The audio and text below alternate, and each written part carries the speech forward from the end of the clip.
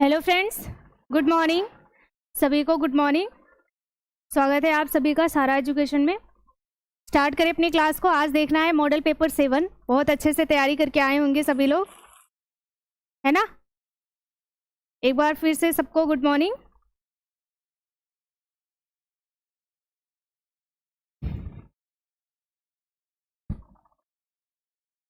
हाँ जी, बताइए एक बार, सारी चीज़ें क्लियर हैं?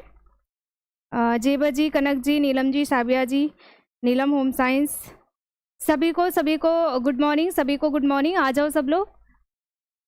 हाँ, शेयर कर दीजिए क्लास को।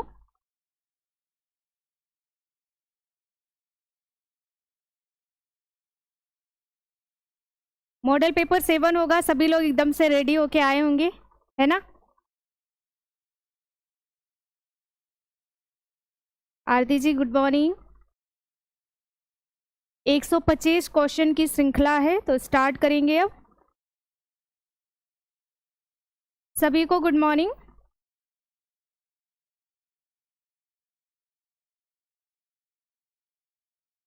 ओके, चलिए स्टार्ट करते हैं अपनी क्लास को।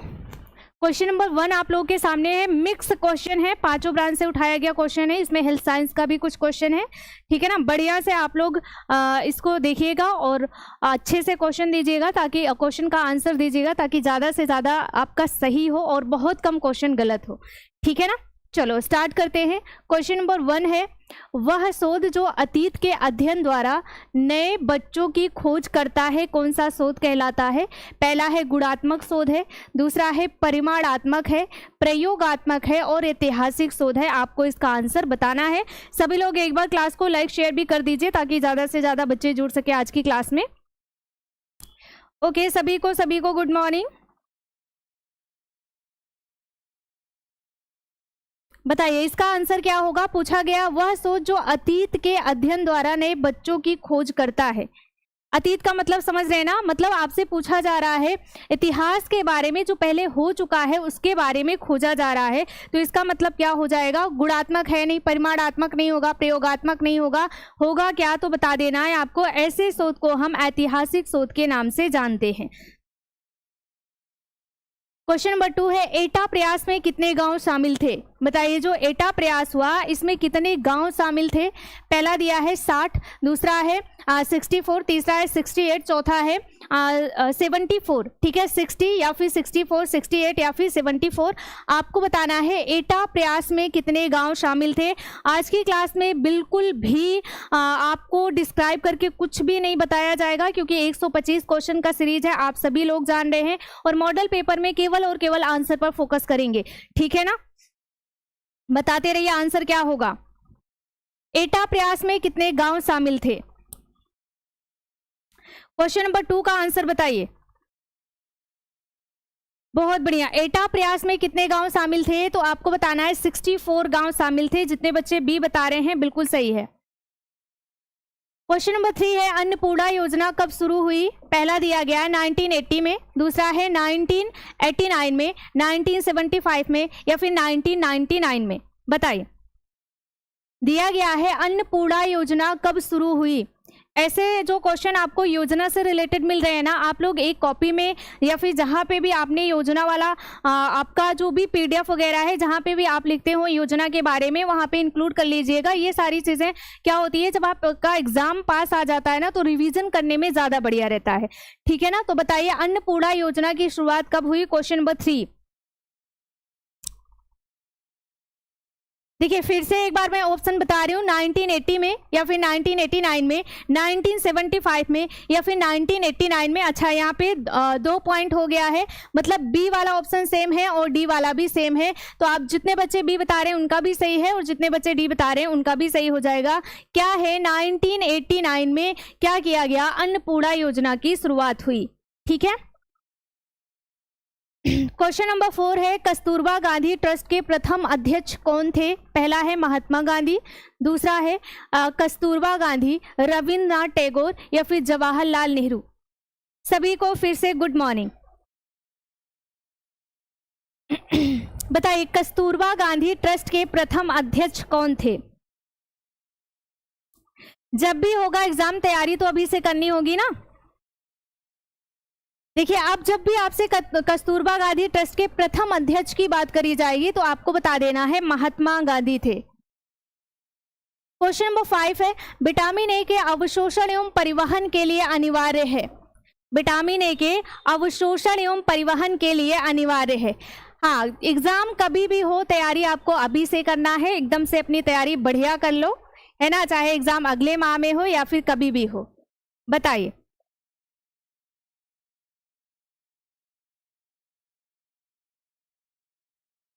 दिया क्या गया, विटामिन ए के अवशोषण एवं परिवहन के लिए अनिवार्य है क्या? कार्बोज है, विटामिन है, प्रोटीन है या फिर फैट है। जब यहाँ पे आप बात करेंगे ना, यहाँ पे देखिए दो चीजें आपको समझनी है। क्या समझना है? जब भी आपसे विटामिन ए के अवशोषण और परिवहन की बात करी जाएगी, यहाँ पे दो बात की गई है, ठीक है। पहला तो अवशोषण और दूसरा क्या है? परिवहन। अवशोषण और परिवहन के लिए आवश्यक कौन होता है विटामिन ए के? तो आपको बता देना है प्रोटीन होता है। होता कौन है? प्रोटीन होता है। ये प्रीवियस ईयर का क्वेश्चन है। और जब केवल अवशोषण की बात करी जाएगी, विटामिन ए के अवशोषण में सहायक है, तब आपको क्या बता देना है? अवशोषण में सहायक होता है फैट। क्यों सहायक होता है? क्योंकि विटामिन ए क्या है? फैट सेल्युबल विटामिन है ये, ठीक है ना, फैट में घुलने वाला विटामिन है। और इसीलिए अवशोषण के लिए विटामिन ए के अवशोषण के लिए फैट की आवश्यकता है और अवशोषण के साथ परिवहन के लिए प्रोटीन की आवश्यकता होती है, ठीक है। क्वेश्चन नंबर 6 है, खाद्य किण्वन के दौरान निम्नलिखित पोषक में से कौन सा पोषक तत्व बढ़ जाता है? पहला है विटामिन ए बढ़ेगा, विटामिन बी बढ़ता है, विटामिन डी बढ़ता है या फिर लौह तत्व बढ़ेगा। बताइए, जब हम खाद्य किण्वन करते हैं, ठीक है ना, तब उसके दौरान निम्नलिखित पोषक तत्वों में से कौन सा तत्व बढ़ेगा? ठीक है, क्लियर है? बहुत बढ़िया जी, सभी लोग लाइक शेयर करते चलो जल्दी जल्दी से। पिंकी जी गुड मॉर्निंग, सभी को गुड मॉर्निंग। देखिए, जब खाद्य किण्वन की बात करते हैं, फर्मेंटेशन की बात करते हैं, तो उससे बढ़ता क्या है आपको बता देना है, विटामिन बी कॉम्प्लेक्स बढ़ जाता है और इसके साथ साथ प्रोटीन की भी मात्रा बढ़ती है और इसके साथ साथ आपको बताना है विटामिन सी की भी मात्रा बढ़ती है। जैम बनाने में निम्नलिखित का अनुपात महत्वपूर्ण है। जैम बनाने के लिए किसका अनुपात महत्वपूर्ण होता है? पहला दिया है चीनी और पैक्टिन का, जल और पैक्टिन का, फल और पैक्टिन का, चीनी और जल का। जैम बनाने के लिए निम्नलिखित का अनुपात महत्वपूर्ण होता है। जब आप जो है जैम बनाते हैं तो उसमें किसका रेशियो आप देखते हैं? बताइए, क्या क्या दिया गया है? चीनी और पैक्टिन, जल और पैक्टिन या फिर फल और पैक्टिन, चीनी और जल। तो आप सभी को पता है चीनी और पैक्टिन की मात्रा का रेशियो देखा जाता है। क्वेश्चन नंबर 7 का हो जाएगा ए।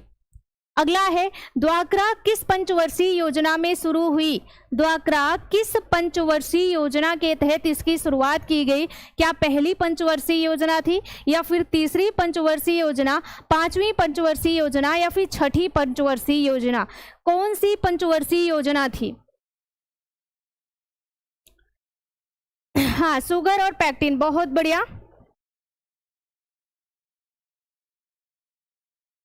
बताइए, द्वाक्रा किस पंचवर्षीय योजना के तहत द्वाक्रा की शुरुआत की गई थी? बहुत बढ़िया, तीसरी नहीं होगा, ठीक है ना। कौन सी पंचवर्षीय योजना? तो आपको बताना है छठी पंचवर्षीय योजना।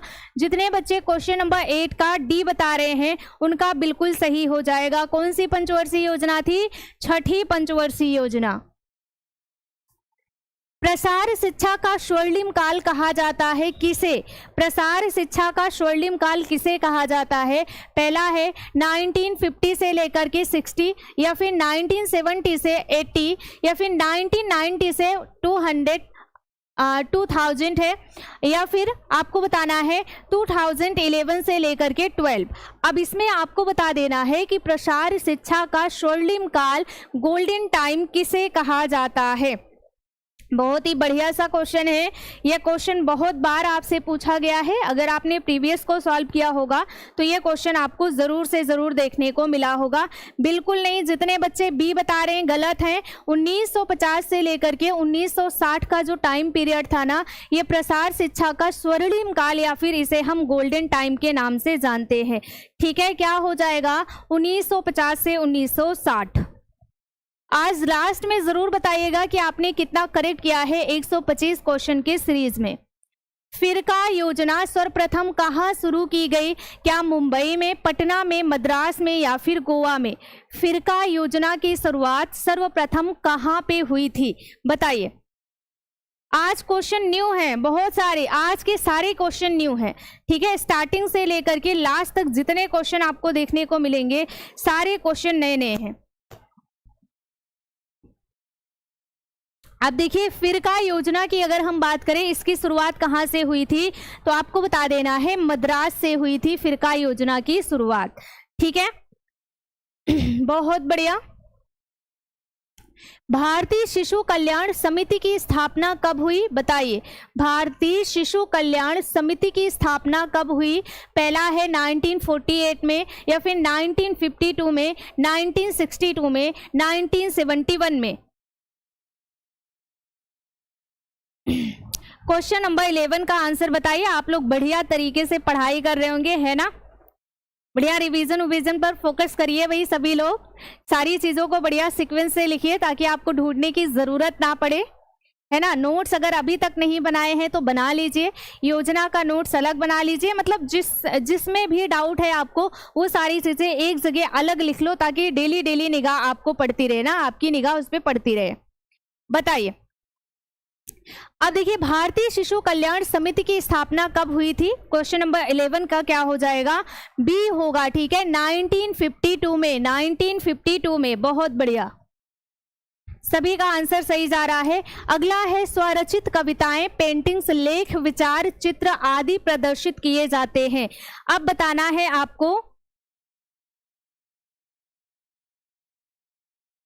अब आपको बता देना है कि स्वरचित, अच्छा आपने क्या पढ़ा है? फ्लैनल बोर्ड पढ़ा है जिसे हम खद्दर ग्राफ के नाम से जानते हैं। आपने बुलेटिन बोर्ड पढ़ा है ना। बुलेटिन क्या होता है, बुलेटिन बोर्ड, दोनों में अंतर है, ध्यान रखिएगा।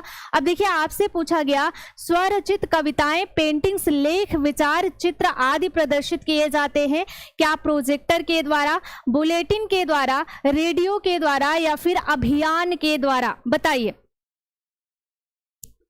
बहुत बढ़िया। देखिए, प्रोजेक्टर के द्वारा स्वरचित कविताएं, पेंटिंग्स नहीं प्रदर्शित किए जाते हैं, रेडियो के द्वारा भी नहीं।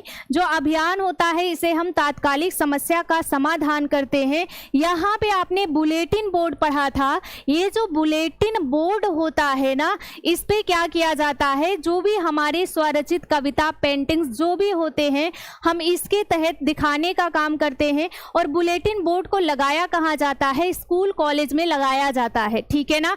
और ये क्या होता है, तो आपको बता देना है कि इस पे रंगीन का, मान लो ये एक बोर्ड होता है, इस पे रंगीन कलर का एक कपड़ा चिपका दिया जाता है और जितने भी हमारे स्वरचित कविता, नाटक, जो भी चीज है, इसको पिन के माध्यम से यहाँ पे चिपकाया जाता है और इसके ऊपर पारदर्शी कांच या कपड़ा लगा दिया जाता है, प्लास्टिक लगा दिया जाता है ताकि ऊपर से ये चीज दिखता रहे। आप सभी ने पढ़ा है, ठीक है ना, आप सभी ने पढ़ा है, ठीक है। अब बताइए यहाँ पे सही क्या हो जाएगा? बुलेटिन सही होगा। और एक आपने पढ़ा क्या है, लीफलेट क्या है, पंपलेट क्या है, बुलेटिन क्या है, तो वो चीज अलग है, ठीक है। बुलेटिन बोर्ड, खद्दर ग्राफ, ये चीज अलग है, आप सभी ने एक्सटेंशन में पढ़ा है। अगला है 13 नंबर का है, परिरक्षक जो नींबू अचार तैयार करने में किया जाता है प्रयोग, उसे हम क्या कहते हैं? पहला है नमक, दूसरा है सोडियम क्लोराइड, तीसरा है सोडियम बेंजोइट, चौथा है पोटेशियम बेंजोइट। हम तो नोट कर रहे हैं मैम जी, बहुत अच्छे क्वेश्चन, बहुत बढ़िया नीता जी, सभी लोग नोट कर लो। देखिए, जिस भी क्वेश्चन में डाउट है ना, सिर्फ आप वही क्वेश्चन नोट करो। अच्छा, ठीक है। अच्छा, अगर मैं आपसे पूछूं कि लीफलेट में कितने पेज होते हैं, पंपलेट में कितने पेज होते हैं और बुलेटिन में कितने पेज होते हैं? एक तो आपने बुलेटिन पढ़ा है, एक तो आपने बुलेटिन बोर्ड पढ़ा है, अंतर दोनों में है, ध्यान रखिएगा, ठीक है ना। परिरक्षक जो नींबू अचार तैयार करने में प्रयोग किया जाता है उसे हम कहते हैं नमक, नमक का इस्तेमाल किया जाता है। क्वेश्चन नंबर 14 है, प्रधानमंत्री नरेंद्र मोदी के द्वारा स्वच्छ भारत अभियान की घोषणा की गई कब? 2 अक्टूबर 2016 में, 15 अगस्त 2014 में, 15 अगस्त 2015 में, 2 अक्टूबर 2014 में। देखिए ये सारी योजनाएं हैं ना, इंपॉर्टेंट है, इसको आप टिक कर लेंगे या फिर लगा लेंगे कहीं पे भी, ठीक है, मतलब लिख लेंगे कहीं पर भी। प्रधानमंत्री नरेंद्र मोदी जी के द्वारा स्वच्छ भारत अभियान की घोषणा कब की गई थी? 2 अक्टूबर 2016, 15 अगस्त 2014, 15 अगस्त 2015 या फिर 2 अक्टूबर 2014? बताइए। Question number 14। बहुत बढ़िया। क्वेश्चन नंबर 14 का आंसर क्या हो जाएगा? जितने बच्चे डी बता रहे हैं बिल्कुल सही है। 2 अक्टूबर 2014 में प्रधानमंत्री नरेंद्र मोदी के द्वारा स्वच्छ भारत अभियान की घोषणा करी गई थी। ठीक है, चलिए आगे बढ़ते हैं।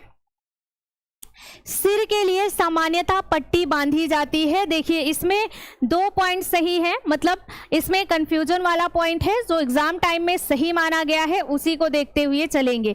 आज के सारे क्वेश्चन नए हैं, कुछ क्वेश्चन इसमें लगभग 10 से 15 क्वेश्चन प्रीवियस ईयर का उठाया गया है, बाकी सारे के सारे क्वेश्चन आपको एनसीईआरटी या फिर अदर राइटर की बुक से देखने को मिलेगा। ठीक है, सिर के लिए सामान्यतः पट्टी बांधी जाती है, चौकोर, लंबी, तिकोनी या फिर चपटी? बताइए क्या होगा।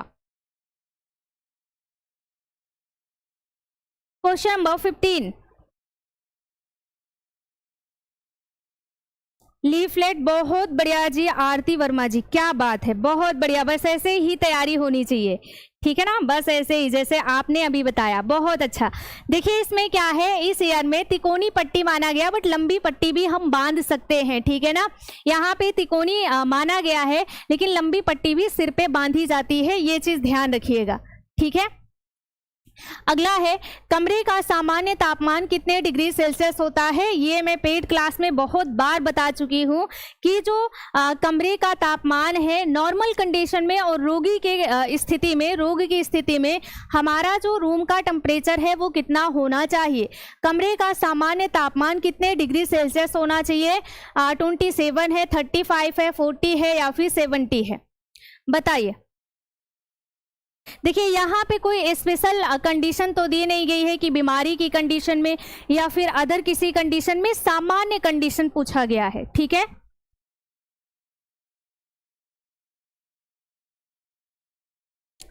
हाँ बहुत बढ़िया। देखिए जब हम सामान्य कंडीशन की बात करते हैं, नॉर्मल कंडीशन की बात करते हैं, उस समय जो हमारे रूम का टेम्परेचर होना चाहिए वो 27 डिग्री सेल्सियस होना चाहिए। यहीं पे 35 नहीं होगा भाई, 35 नहीं होगा, ठीक है ना। 27 डिग्री सेल्सियस सामान्य टेम्परेचर में, और अगर हम रोग की कंडीशन की बात करते हैं तो जितना हमारे बॉडी का टेम्परेचर है 37 डिग्री सेल्सियस होना चाहिए रोग की कंडीशन में। सूखी पट्टी बांधी जाती है क्यों? पहला है रक्त प्रवाह रोकने के लिए, दूसरा है हवा रोकने के लिए, घाव पर दबाव डालने के लिए या फिर घाव को रोकने के लिए। सभी को नमस्ते, सभी को प्रणाम जी, सभी को गुड मॉर्निंग फिर से। अब देखिए क्वेश्चन क्या पूछा गया है कि सूखी पट्टी बांधी जाती है, पहला है रक्त प्रवाह रोकने के लिए, हवा रोकने के लिए, घाव पर दबाव डालने के लिए या फिर घाव को रोकने के लिए। ठीक है,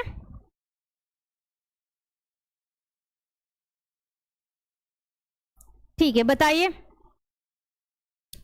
क्या होगा। देखिए जब भी हम सूखी पट्टी का इस्तेमाल करते हैं तो रक्त प्रवाह को रोकने के लिए सूखी पट्टी का इस्तेमाल किया जाता है, ठीक है। क्वेश्चन नंबर 17 का ए वाला ऑप्शन सही है। आकस्मिक घटना के समय प्राथमिक चिकित्सा दी जाती है, आकस्मिक घटना के समय प्राथमिक चिकित्सा दी जाती है। पहला है दीर्घकालीन, दूसरा है निरुद्देश, तीसरा है तत्काल और चौथा है अल्पकालीन। क्या पूछा गया है? आकस्मिक घटना के समय प्राथमिक चिकित्सा दी जाती है, कब दी जाती है आपको ये बताना है। क्वेश्चन नंबर 18 का आंसर बताइए।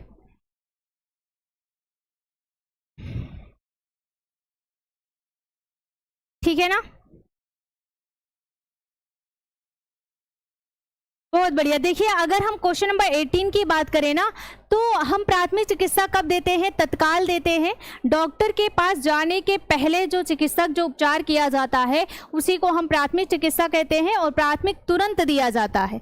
अनुभव के द्वारा व्यवहार में परिवर्तन लाना ही सीखना है, यह किसने कहा है? 19 नंबर का क्वेश्चन है।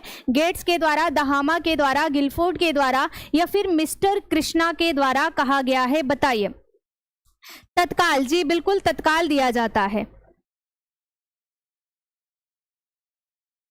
अब देखिए यहाँ पे अनुभव के द्वारा व्यवहार में परिवर्तन लाना सीखना है, ये किसने कहा है? क्वेश्चन नंबर 19 का आंसर क्या हो जाएगा? तो ये डेफिनेशन दिया है गेट्स ने, गेट्स के द्वारा ये कहा गया है। सी नहीं होगा, इसका ए वाला ऑप्शन सही है। पंचायती राज के इतिहास में एक यादगार दिवस के रूप में स्थापित हो गया। इस दिन भारतीय संविधान की 73वां संशोधन धारा लागू किया, जिसमें पंचायती राज संस्थान को संवैधानिक स्टेटस की संज्ञा दी गई। ये दिन कौन सा था आपको ये बताना है, ये टाइम कौन सा था आपको बता देना है। 24 अप्रैल 1993 या फिर 26 दिसंबर 1931, 18 जुलाई 1990 या फिर 13 मार्च 2001। बताइए इसका आंसर क्या होगा? बहुत बढ़िया जी। क्वेश्चन नंबर 20 का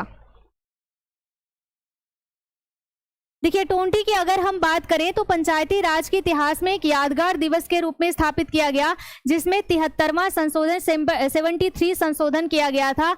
वो दिन था और ईयर कौन था? तो आपको बताना है 24 अप्रैल 1993। ठीक है, ए वाला ऑप्शन सही है।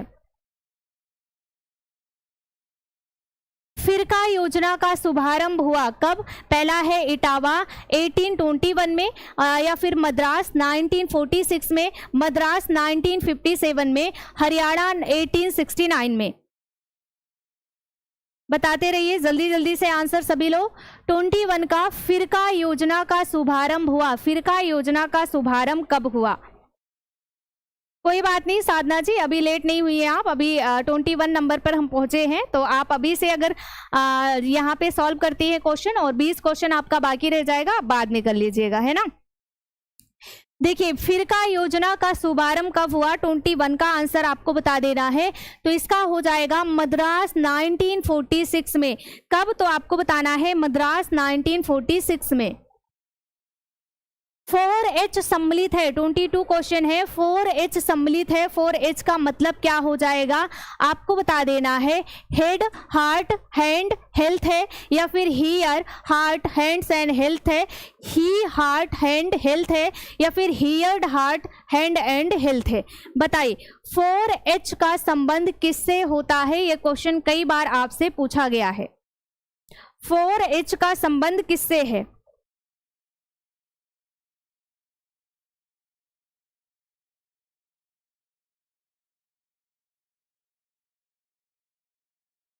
ठीक है, चलिए अब यहाँ पे अगर हम देखें 4H का संबंध क्या होता है, 4H में क्या आता है, तो आपको बताना है here, health, hand and heart आ जाता, हेल्थ आ जाएगा। क्वेश्चन नंबर 22 का ए वाला ऑप्शन सही है। ठीक है, head, heart, hand and health, ये 4 पॉइंट आते हैं 4H में।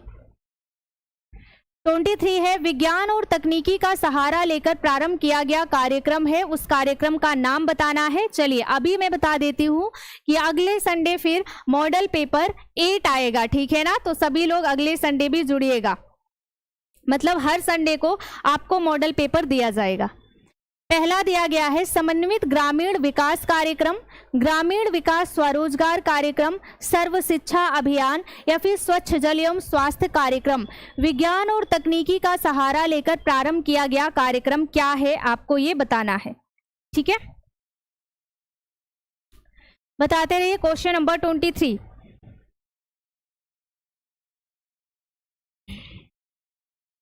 क्वेश्चन नंबर 23 का बिल्कुल जो बच्चे ए बता रहे हैं उनका सही है, समन्वित ग्रामीण विकास कार्यक्रम। ठीक है, ए वाला ऑप्शन सही है।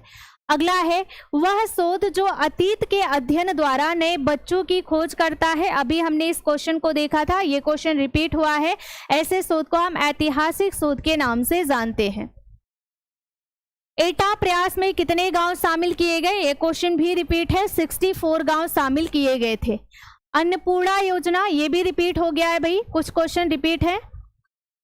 ठीक है,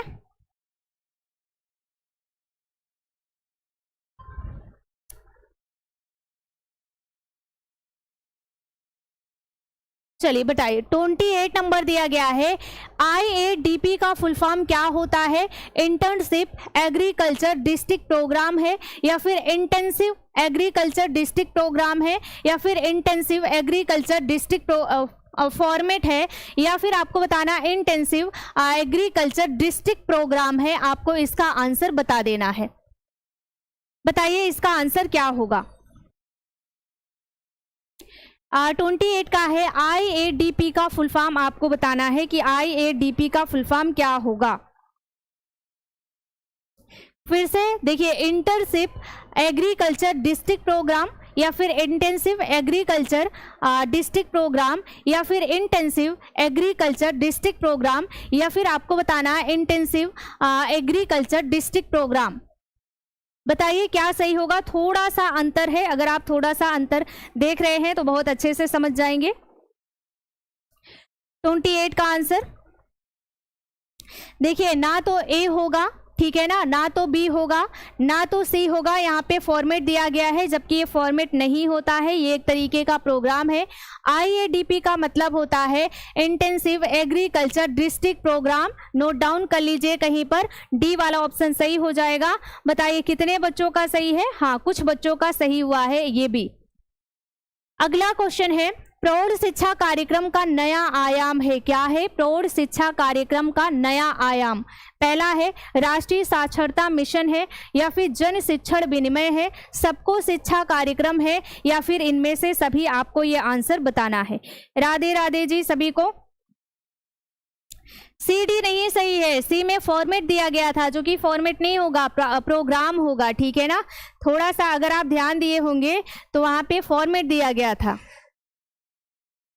बताइए इसका आंसर क्या होगा? प्रौढ़ शिक्षा कार्यक्रम का नया आयाम क्या होता है? 29।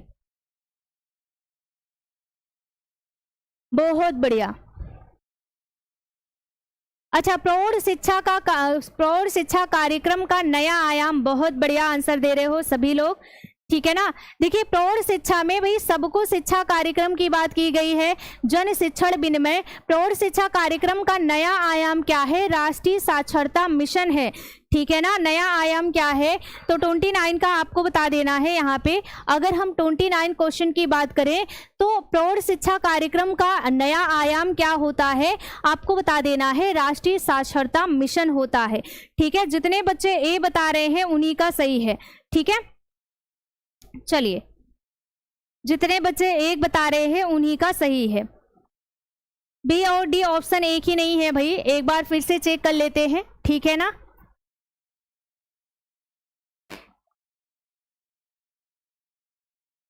चलिए ओके, आगे बढ़ते हैं। अगला क्वेश्चन देखना है। अगला क्वेश्चन देखना है, प्रौढ़ शिक्षा कार्यक्रम कब प्रारंभ हुआ? आपको ये बताना है। 1970 में, 1976 में, या फिर 1978 में, 1984 में। चलिए अभी लास्ट में देख लेंगे उसको, ठीक है ना, फिर से कि दोनों ऑप्शन एक है या नहीं है। अगर एक भी होगा तो भी कोई दिक्कत नहीं है, ठीक है। अब देखिए यहाँ पे प्रौढ़ शिक्षा कार्यक्रम का प्रारंभ कब हुआ? 1970 में, 1976 में, 1978 में, 1984 में, ठीक है ना।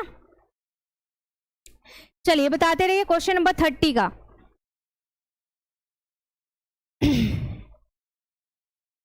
हाँ, क्वेश्चन नंबर 30 का आंसर, ठीक है। क्वेश्चन नंबर 30 का क्या हो जाएगा तो आपको बता देना है। बहुत बढ़िया, लगभग सभी सारे बच्चे सही आंसर बताए हैं। यहाँ पे 1978 हो जाएगा। क्वेश्चन नंबर 30 का 1978। अगला है, किस सन में भारतीय सेवा का नाम बदलकर ऑल इंडिया रेडियो रखा गया? आप सभी ने पढ़ा है ना। दृश्य श्रव्य साधन, आपने टेलीविजन का भी इतिहास देखा होगा, आपने रेडियो का भी इतिहास देखा होगा, पूरा का पूरा पढ़ाया गया है क्लास में, गलत नहीं होना चाहिए किसी का। किस सन में भारतीय सेवा का नाम बदलकर ऑल इंडिया रेडियो रखा गया है? 1936 में, 1937 में, 1938 में, या फिर 1840 में? बताइए।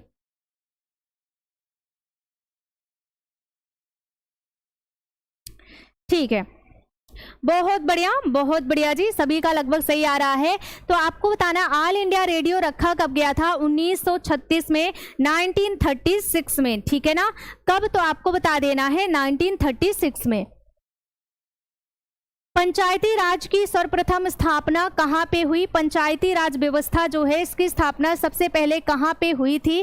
पहला है 2 अक्टूबर 1949 राजस्थान, 2 नवंबर 1949 राजस्थान, या फिर 2 अक्टूबर 1959 राजस्थान, या फिर सभी में। देखिए यहाँ पे 2 पॉइंट ऐसे हैं जो कंफ्यूज करने वाले हैं। 2 अक्टूबर 1949 है, 2 अक्टूबर 1959 है। अब बताइए क्या होगा इसका आंसर करेक्ट? 32 का। हाँ 32 का बताना है आपको।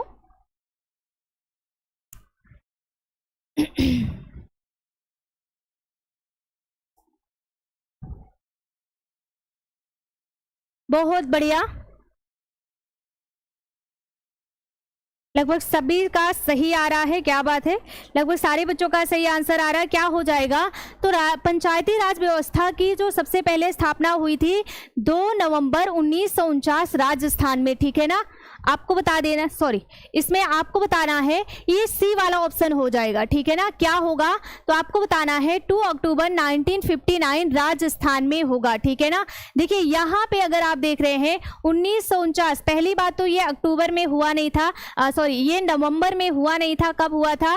तो ये हुआ था अक्टूबर में। अक्टूबर में 2 अक्टूबर को हुआ था। देखिए यहाँ पे सेम ऑप्शन दिया गया है 1949 और 1959, ठीक है।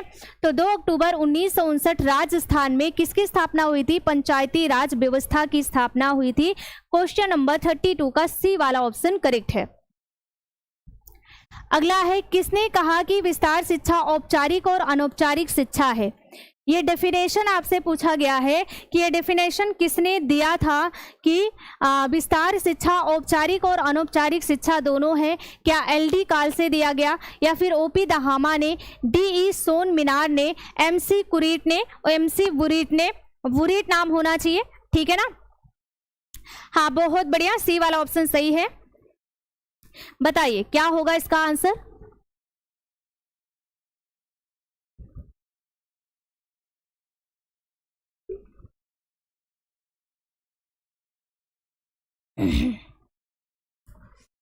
किसने कहा कि विस्तार शिक्षा औपचारिक एंड अनौपचारिक शिक्षा दोनों है? बहुत बढ़िया है। 33 का क्या हो जाएगा? बी, बिल्कुल ओपी दहामा के द्वारा कहा गया। सामुदायिक विकास के अंतर्गत नहीं आता है। बहुत ही बढ़िया सा क्वेश्चन है। आपसे सिर्फ इतना पूछा गया है कि सामुदायिक विकास का अंग नहीं है। क्या नहीं है? पहला है ब्लॉक स्तर, राज्य स्तर, जिला स्तर, या फिर गांव स्तर। तो आप सामुदायिक विकास में आप 3 स्तर पढ़ते हैं, ब्लॉक स्तर, जिला स्तर और गांव स्तर आप क्या नहीं पढ़ते हैं। तो इसके अंतर्गत राज्य स्तर के बारे में आप जो है डिस्कस नहीं किया गया है, ना ही पढ़ा जाता है। तो इसमें क्या हो जाएगा? जो राज्य स्तर होता है ये सामुदायिक विकास का अंग नहीं होता है, ठीक है। बी वाला ऑप्शन सही है। रेशम की प्राप्ति होती है कहाँ से होती है? पहला दिया गया है बॉम्बिक्स मोरी से, या फिर एथलोमिलिट से, क्रोमलिन से, या फिर एंथ्रापर्नी से। A option, B option, C option and D option. बताइए क्या होगा? ऑप्शन आराम से दिख रहा है, आप लोग देख करके समझ करके बताइए।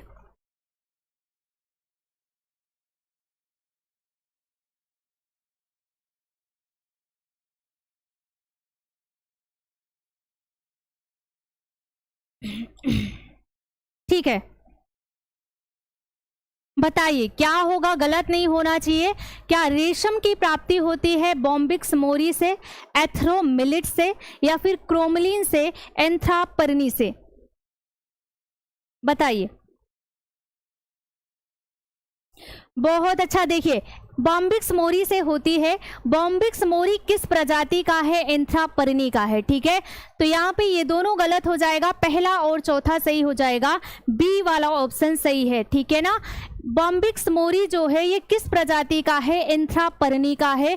तो आपको बॉम्बिक्स मोरी और एंथ्रापर्नी को बताना है। क्या हो जाएगा? ए एंड 4 वाला सही है। किस जगह से प्राप्त मुगा सिल्क अपनी उत्कृष्टता एवं सुनहरे पीले रंग के लिए विश्वविख्यात है? कहाँ का सिल्क है जो अपनी यहाँ पे मुगा सिल्क की बात की जा रही है, उत्कृष्टता और सुनहरे पीले रंग के लिए विश्वविख्यात है? पहला है गुजरात का, दूसरा है उड़ीसा का, कर्नाटक का, या फिर आसाम का? बताइए। ये सारी चीजें आपको क्लास में पढ़ाई गई हैं। बताते रहिए सभी लोग, गलत नहीं होना चाहिए किसी का भी। सुनहरे, यहाँ पे मूंगा की बात करें अगर हम, तो मूंगा कैसा है, वाइल्ड सिल्क होता है ना। मूंगा कैसा सिल्क है, वाइल्ड सिल्क होता है, ये जंगली रेशम है। और ये कहाँ का विश्वविख्यात है, आसाम का विश्वविख्यात है, ठीक है, कर्नाटक का नहीं होगा, डी वाला ऑप्शन सही है। ऊन के किस परत में रंग वर्णक कलर पिगमेंट पाया जाता है, बताइए, ऊन के किस परत में कलर पिगमेंट पाया जाता है। पहला दिया गया है क्यूटिकल, कॉर्टेक्स, मेडुला, या फिर इनमें से सभी, आपको इसका आंसर देना है। आज की क्लास में लास्ट में जरूर बताइएगा कि आज की क्लास में आपने कितने क्वेश्चन गलत किए हैं। गलत वाला ऐसे एक एक नंबर का टिक लगाते चलो, जैसे छोटे बच्चे काउंट करते हैं ना, तो पहले ऐसे ऐसे रेखा खींच देते हैं, लाइन खींचते जाते हैं और बाद में कट करते हैं कि कौन सा सही है कौन सा गलत। बस वही फंडा आप लोग भी अपनाओ जल्दी जल्दी से। अब देखिए, ऊन के किस परत में रंग वर्णक कलर पिगमेंट पाया जाता है, क्या वो क्यूटिकल है, क्यूटिकल बाहरी परत होता है, कॉर्टेक्स मध्य का होता है, और मेडुला आंतरिक परत होता है, ये आप सभी को पता है। देखिए, जितने वेस्ट क्वालिटी के जो ऊन होते हैं उसमें ज़रूरी नहीं है कि मेडुला उपस्थित हो। 37 का आंसर क्या हो जाएगा, तो कॉर्टेक्स में पाया जाता है, जो मध्य की परत होती है ना, उसमें पाया जाता है, बी वाला ऑप्शन सही है। जितने बच्चे सी बता रहे हैं उनका गलत हो जाएगा। रेशमी वस्त्रों में चमक के लिए प्रयोग करते हैं, अगर रेशमी वस्त्र में चमक लाना है तो किसका इस्तेमाल किया जाएगा, नींबू रस, नमक का पानी, मेथिलेटेड स्पिरिट, या फिर इनमें से कुछ भी नहीं। कॉर्टेक्स में पाया जाता है, ठीक है ना, क्यूटिकल, कॉर्टेक्स एंड मेडुला, यही 3 परत होती है जब ऊन को कट किया जाता है और देखा जाता है। बताइए,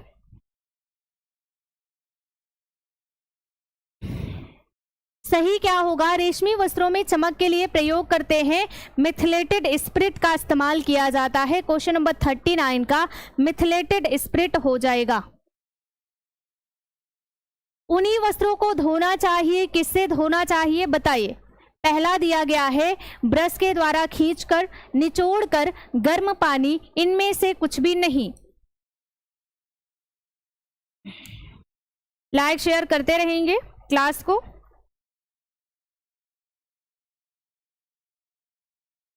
ऊनी वस्त्रों को धोना चाहिए, किससे धोना चाहिए, क्या हमें ब्रश के द्वारा, या फिर निचोड़ कर, या फिर गर्म पानी के द्वारा, या फिर इनमें से कुछ भी नहीं।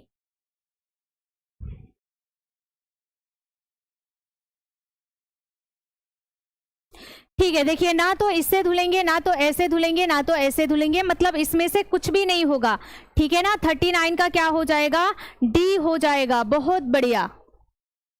40 है, रेयॉन नामक कृत्रिम तंतुओं को बनाया जाता है, किससे, पहला है निरंतर सरल विधि के द्वारा, रासायनिक विधि के द्वारा, जटिल विधि के द्वारा, या फिर यांत्रिक विधि के द्वारा। बताइए क्या होगा, रेयान नामक कृत्रिम तंतुओं को बनाया जाता है, जो रेयान नामक रेशा है, ठीक है, जो धागा है, इसे कैसे बनाया जाएगा ये बताना है आपको। क्या ये निरंतर सरल विधि के द्वारा बनता है, क्या ये रासायनिक केमिकल विधि के द्वारा, या फिर जटिल विधि के द्वारा, या फिर यांत्रिक विधि के द्वारा बनेगा। बताइए 40 का। देखिए 40 में थोड़ा सा कंफ्यूजन है, ठीक है ना। अगर आप इसमें देखते हैं तो ये जो रेयान होता है ना, इसमें क्या होता है 50% केमिकल प्लस 50% क्या होता है, तो आपको बता देना है जो है सेलुलोज होता है, ठीक है। और जब हम देखते हैं किसे, रेयान को देखते हैं, रेयान किस विधि द्वारा बनाया जाता है, तो आपने पढ़ा है रेयान को हम गीली विधि के द्वारा बनाते हैं, है ना। किस विधि के द्वारा, तो आपको बता देना है इसे हम गीली विधि के द्वारा बनाते हैं। और गीली विधियां किसमें आती हैं, तो आपको बता देना है केमिकल के अंतर्गत आती है ना। गीली विधि जिसे आप आर्द्र विधि कहते हैं, ये किसके अंतर्गत आती है, केमिकल के अंतर्गत आती है। बट इसका आंसर जो सही माना गया है वो है यांत्रिक विधि, ठीक है ना। होना, क्योंकि क्यों इसे यांत्रिक विधि माना गया है, क्योंकि इसमें सेलुलोज का भी इस्तेमाल किया जाता है। रेयॉन कौन सी विधि के द्वारा अगर पूछा जाता तो आपको बताना है विधि हम कौन बताते, केमिकल में गीली विधि के द्वारा, आर्द्र विधि के द्वारा रेयान है, या फिर एरामिड है या फिर स्पेंडेक्स है, ये सब किस, या फिर एक्रिलिक है, ये सब किस विधि के द्वारा बनाया जाता है? तो आपको बताना है गीली विधि के द्वारा बनाया जाता है। इसका आंसर सही यहाँ पे क्या होगा? यांत्रिक विधि होगा। ये एनसीईआरटी का क्वेश्चन है और यही इसका आंसर सही माना गया है। ठीक है ना। चलिए अगला है अल्पांका है। देखिए ये आपके प्रीवियस ईयर का क्वेश्चन है। अल्पांका क्या है? अभी देखिए हम अल्पांका को पढ़ते हैं ना, अल्पाका क्या है पहले तो आप बताइए। भेड़ है, बकरी है, ऊंट है, खरगोश है। देखिए कुछ चीजें जो प्रीवियस ईयर में सही मानी जाती हैं उस पर हमें टिकना पड़ता है। 41 का आंसर आपको बताना है। अल्पांका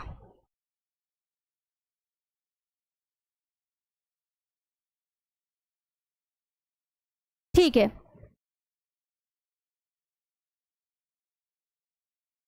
देखिए ऊंट नहीं होगा, ठीक है ना। अल्पांका को क्या माना गया है? प्रीवियस ईयर में अभी आपके भेड़ माना गया है, तो आप इसे भेड़ को लगाएंगे, है ना। वैसे आप पढ़ते हैं कि ये ऊंट की प्रजाति का होता है, बट सही क्या माना गया है? तो भेड़ माना गया है, इसलिए आप भेड़ को सही मानेंगे। अपनी लगभग मजबूती खो देती है जब गीली होती है, ठीक है ना। आपको यहाँ पे बता देना है ऊन अपनी लगभग मजबूती खो देती है जब गीली होती है। देखिए ये क्वेश्चन मैंने इसलिए शामिल किया है क्योंकि इस क्वेश्चन में बहुत डाउट होते हैं और जो प्रीवियस ईयर में सही माना गया उसे आप कहीं पर लिख लेंगे, उसी को आप सही मानेंगे, ठीक है। 20%, 50%, 30%, 40%। देखिए हम पढ़ते क्या है, ऊन जब गीला होता है ये 30 से 40% अपनी मजबूती को खो देता है। आपने ऊन में पढ़ा है, आपने रेयॉन में कितना पढ़ा है? तो रेयॉन में लगभग 40 से 70% मजबूती खो देता है, ठीक है ना। आपसे ये एग्जाम टाइम में जो क्वेश्चन पूछा गया ना, वहां पे सही क्या माना गया है? 40% सही माना गया है, ठीक है ना। 52 का क्या माना गया है? 40% सही माना गया है। तो इसलिए आज से आप 30 से 40 याद जरूर रखेंगे, लेकिन ये भी याद रखेंगे कि अभी प्रीवियस ईयर में ही इसे 40% माना गया है, ठीक है ना। तो कहीं ना कहीं जब भी अगर आगे इस क्वेश्चन को पूछा जाता है तो आप भी 40 पर ही क्लिक करेंगे, ठीक है। 40 माना गया है, होता कितना है? 30 से 40 होता है, ठीक है ना। अगला है ऊनी कपड़ों के लिए सबसे अच्छा ब्लीच है, क्या है? पहला है साधारण गर्म इस्त्री करना, या फिर बीच से एक सूती कपड़ा रखकर, बीच में एक जूता कपड़ा रखकर, या फिर बीच में एक कागज लगाकर, ठीक है। हाँ 40%, बहुत बढ़िया। उन्हीं कपड़ों के लिए सबसे अच्छा ब्लीच क्या होता है, मतलब कैसे किया जाए। अगर आप ब्लीच कर भी रहे हो, साधारण ब्लीच, घरेलू ब्लीच हम इस्तेमाल कर सकते हैं। अगर आप ब्लीच कर रहे हैं तो कैसे आप करेंगे, आपको ये बता देना है। क्वेश्चन नंबर 43 का, बहुत बढ़िया। 43 की अगर हम बात करें ना, तो आपको बता देना है जब भी हमें उन्हीं कपड़ों को ब्लीच करना होता है, बीच में एक सूती कपड़ा रख लेंगे तो ज़्यादा अच्छा होगा, ठीक है ना। क्या होगा? अगर हम बीच में एक सूती कपड़ा रख लेंगे तो अच्छा होगा। बोलनी ऊन को कहते हैं, देखिए ये भी आपके प्रीवियस ईयर का ही क्वेश्चन है। बोलनी ऊन को हम क्या कहते हैं? मेरिनो ऊन के नाम से जानते हैं, पैसम कहते हैं, सहतास कहते हैं, इनमें से कोई नहीं। बताइए बोलनी ऊन किसे कहा जाता है?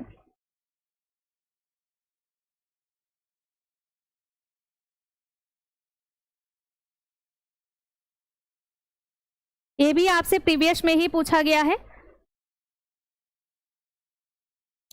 ठीक है। अगर हम बोलनी की बात करें ना, तो हम मेरिनो के नाम से जानते हैं। मेरिनो भेड़ से प्राप्त ऊन को हम क्या कहते हैं? मेरिनी के नाम से जानते, बोलनी के नाम से जानते हैं। अच्छा, कितने लोगों को पता है ये जो मेरिनो है ना, ये कहाँ पाई जाती है? कितने लोगों को पता है? ऐसे क्वेश्चन आपसे पूछे जाते हैं, जैसे पूछ लिया गया कश्मीरी बकरी कहाँ पाई जाती है, ठीक है ना। वैसे आपसे पूछा गया जो मेरिनो है ये कहाँ पाई जाती है, ठीक है। आपसे पूछा जाता है अल्पांका कहाँ पाया जाता है। ये सारे क्वेश्चन आपसे पूछे जाते हैं, बताइए, बताते रहिए। अच्छा, आगे क्लास देखने से पहले मैं कुछ क्लास के बारे में बता देती हूँ, ठीक है ना। देखिए हमारे यहाँ पे टीजीटी पीजीटी क्रैश कोर्स से अगर आपको जुड़ना है, क्रैश कोर्स में अभी एक्सटेंशन एजुकेशन देखा जा रहा है, ठीक है। और जो एक्सटेंशन एजुकेशन है ना, ये आपको लाइव, मतलब जो क्रैश कोर्स चल रहा है लाइव क्लास चल रहा है।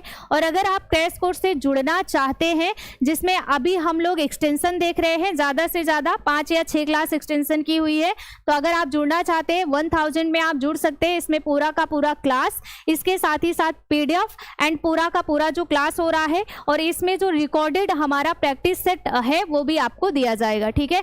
टीजीटी पीजीटी न्यू कोर्स से अगर आप जुड़ना चाहते हैं, 2023-24 से जुड़ना चाहते हैं तो भी आप जुड़ सकते हैं। LT या फिर UGC नेट की बात करें, इससे भी आप जुड़ सकते हैं। GS से भी आप जुड़ सकते हैं। प्रैक्टिस सेट की बात करें अगर हम, ये रिकॉर्डेड की बात की जा रही है, ठीक है ना। प्रैक्टिस सेट की बात करें तो आप 499 में रिकॉर्डेड प्रैक्टिस सेट से जुड़ सकते हैं। और जो बूस्टर क्लास चल रहा है, जिसमें अभी मैं बता रही हूँ कि जो बूस्टर क्लास चल रहा है, इसमें लाइव क्लास दिया जा रहा है, किसका, एक्सटेंशन एजुकेशन का। ज़्यादा से ज़्यादा 5 क्लास हुआ है। अगर आप इससे जुड़ना चाहते हैं 499 में आप जुड़ सकते हैं। इसके साथ हमारे यहाँ न्यू प्रैक्टिस सेट स्टार्ट हुआ है, ठीक है, जिसमें फिजियोलॉजी के साथ होम साइंस भी आपको दिया जा रहा है। देखिए बीच में 699 और जो है सारे बच्चों ने ज्वाइन किया है, और अभी अगर आप जुड़ना चाहते हो इससे तो 699 पे करके आप जुड़ सकते हो। और ये केवल और केवल आप जुड़ सकते हो 20 जुलाई तक, ठीक है। 20 जुलाई तक बहुत सारे बच्चों ने रिक्वेस्ट किया है, इसलिए ये फिर से कम कर दिया गया है, नहीं तो 899 बीच में हो गया था, ठीक है ना।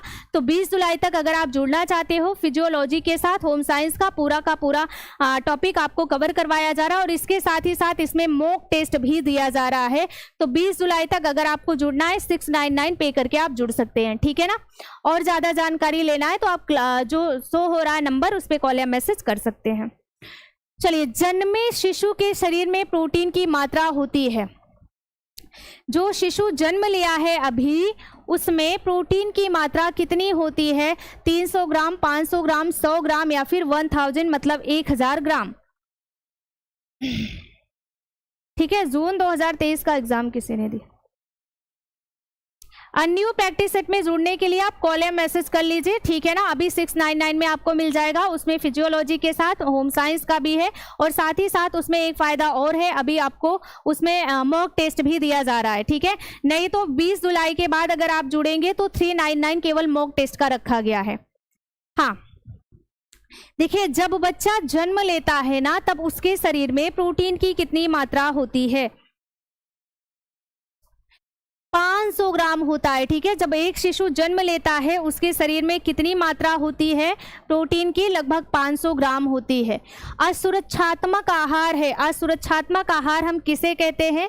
पहला दिया है फल को, दूसरा है सब्जियां, तीसरा है पनीर, चौथा है चीनी। बताइए असुरक्षात्मक आहार क्या है? मैंने क्लास में कई बार इसके बारे में डिस्कस भी किया है।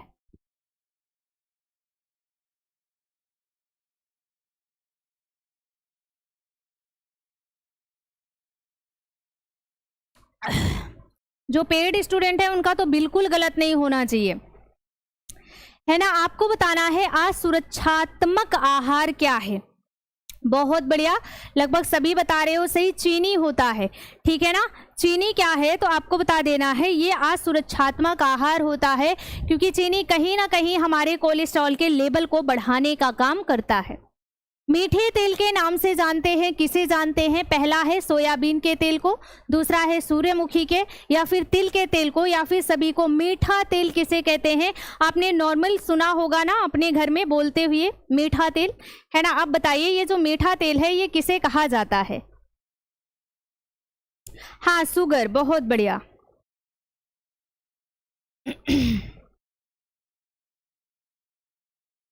मीठा तेल किसे कहते हैं? 47।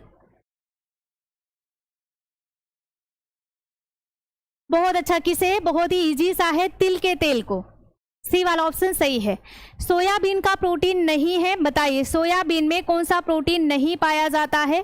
फैसियोलोन, पॉपलिन, ग्लूसिनिन या फिर ल्यूगिमिलिन? बताइए। सभी को नहीं बोलते भाई प्रियंका जी, तिल के तेल को बोलते हैं मीठा तेल। आप अपने मम्मी से पूछेंगी तो बताएंगी, है ना, उनको भी ये पता है। अब बताइए, सोयाबीन का प्रोटीन नहीं है। देखिए फैसलोन भी होता है, ग्लूसिनिन भी होता है, लेग्यूमिलिन होता है, ये जो प्रोपलीन है ना ये नहीं होता है, तो आपको बता देना है बी वाला ऑप्शन सही है।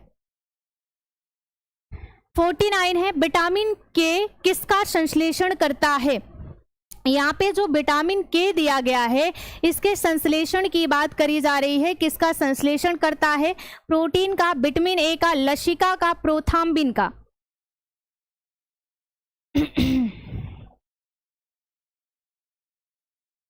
हाँ आपने बताया नहीं, मैंने पूछा था मैरिनो कहाँ पाया जाता है, यूरोप और स्पेन। अच्छा किसी ने बताया, बहुत बढ़िया। तिल का तेल मीठा तेल होता है, बिल्कुल सही है। अब देखिए यहाँ पे, हाँ आज टेस्ट करके देखिएगा अपने अपने मम्मी को सब।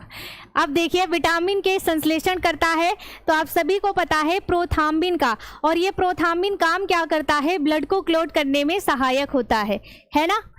प्रोथाम्बिन क्या है, एक तरीके का प्रोटीन होता है। अगला है खाद्य मानक के स्तर हैं, बहुत ही बढ़िया सा क्वेश्चन है। खाद्य मानक के कितने स्तर हैं, पहले तो ये बता दीजिए आप। दूसरा क्वेश्चन है खाद्य मानक के कितने स्तर हैं, कितने स्तर हैं आपको ये बता देना है। यहाँ पे मैं ऑप्शन दे रही हूँ, 1 स्तर है, 2 है, 3 है, 4 है या फिर 5 स्तर है, बताइए क्या है। कंपनी स्तर है, क्षेत्रीय स्तर है, अंतरराष्ट्रीय स्तर है, राष्ट्रीय स्तर है, या फिर आपको बता देना है सभी है। Question number 50। चलो क्वेश्चन नंबर 50 पे पहुंच गए भाई। हाँ 50 क्वेश्चन हमने कंप्लीट कर लिया। ये सभी स्तर हैं, ठीक है ना। कंपनी क्षेत्रीय स्तर है, राष्ट्रीय, कंपनी को ही क्षेत्रीय स्तर कहते हैं, राष्ट्रीय स्तर और अंतरराष्ट्रीय स्तर ये सभी होता है, ठीक है ना। कंपनी को ही क्षेत्रीय स्तर कहा जाता है, उसके बाद राष्ट्रीय अंतरराष्ट्रीय स्तर होता है। इसके कितने स्तर होते हैं, 3 स्तर होते हैं, आपको ये ध्यान रखना है। अंतर्राष्ट्रीय खाद्य मानक को प्रकाशित करते हैं, बहुत बढ़िया सा ये क्वेश्चन भी है। आपको बताना है अंतर्राष्ट्रीय खाद्य मानक को प्रकाशित कौन करता है। पहला है IOC, CAS, WHO, ICDS, बताइए। पहला दिया है, ऑप्शन आपके सामने है A, B, C and D। ये क्वेश्चन वही बच्चा सॉल्व कर पाएगा जिसने बहुत अच्छे से खाद्य मानक संस्थान के बारे में पढ़ा होगा, है ना। बताइए क्या है, क्या वो IOC है या फिर CAS है या फिर WHO है, ICDS है।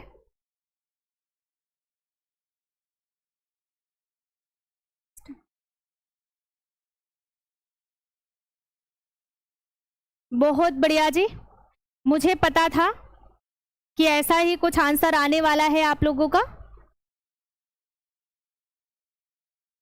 चलिए अब देखिए यहाँ पे अगर डिस्कस करें ना, अंतर्राष्ट्रीय खाद्य मानक को प्रकाशित कौन करता है, तो ये 2 संस्थाएं हैं जो प्रकाशित करती हैं, IOC एंड CAS होता है, ठीक है। पहला एंड दूसरा ऑप्शन सही हो जाएगा। अब आप लोग इसका फुल फॉर्म बता दीजिए कि इसका फुल फॉर्म क्या होता है। IOC का फुल फॉर्म क्या हो जाएगा, इंटरनेशनल ऑर्गेनाइजेशन स्टैंडर्डाइजेशन होता है, ठीक है ना। किसका, तो आपको बता देना है IOC का। मैं इसका फुल फॉर्म भी लिख देती हूँ यहाँ पे, और CAS का फुल फॉर्म क्या है ये भी बता दीजिए। चलिए आप लोग अगर फुल फॉर्म देखना चाहते हैं तो मैं लिख देती हूँ, ठीक है ना। इसका क्या होगा, तो आपको बताना है इंटरनेशनल ऑर्गेनाइजेशन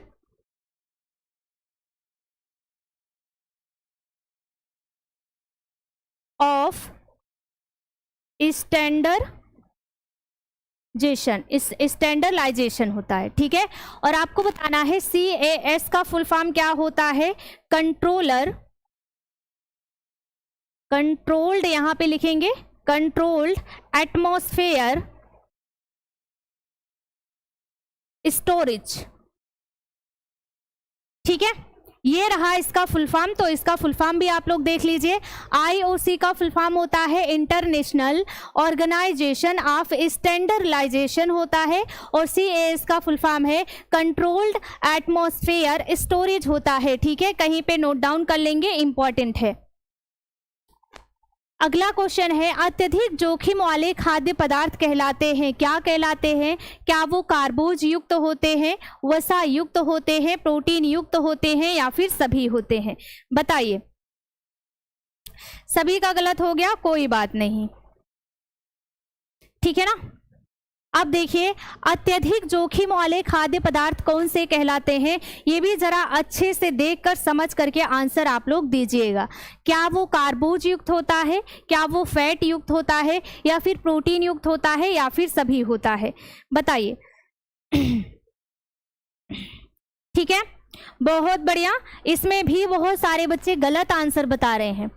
अत्यधिक जोखिम का मतलब जो जल्दी से खराब हो जाए ऐसे भोज्य पदार्थ होते हैं प्रोटीन युक्त, जैसे दूध है, दही है, मांस है, मछली है, किसमें क्या पाया जाता है? प्रोटीन पाया जाता है। तो प्रोटीन युक्त भोज्य पदार्थ अधिक जोखिम वाले खाद्य पदार्थ कहलाते हैं जो जल्दी से खराब हो जाते हैं, ठीक है ना। तो यहाँ पे सी वाला ऑप्शन सही हो जाएगा। पीएम नरेंद्र मोदी के द्वारा पोषण अभियान या समग्र पोषण कब और कहां पे शुरू किया गया था?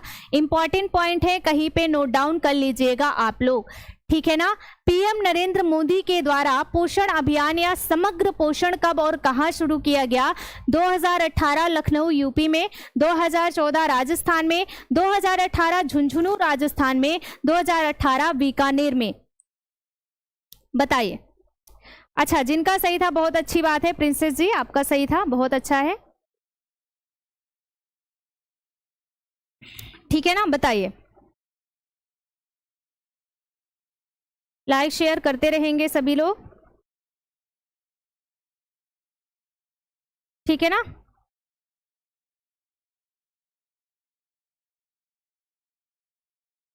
चलिए, अब देखिए यहाँ पे आपसे पूछा क्या जा रहा है कि पीएम नरेंद्र मोदी के द्वारा पोषण अभियान या समग्र पोषण कब और कहां शुरू किया गया था? नोट डाउन कर लीजिए, 2018 झुंझुनू राजस्थान में शुरू किया गया था। देखिए यहाँ पे जगह भी बताया गया है और टाइम भी बताया गया है। तो 53 का क्या हो जाएगा? 2018 झुंझुनू राजस्थान में पीएम मोदी के द्वारा शुरू किया गया। सामान्य मानसिक एवं शारीरिक विकास का ना होना विकार है, क्या है? पहला है आयरन डिफिशियंसी एनीमिया होता है, आयोडीन डिफिशियंसी डिजीज होता है, विटामिन ए डिफिशियंसी होता है, या फिर सभी होता है?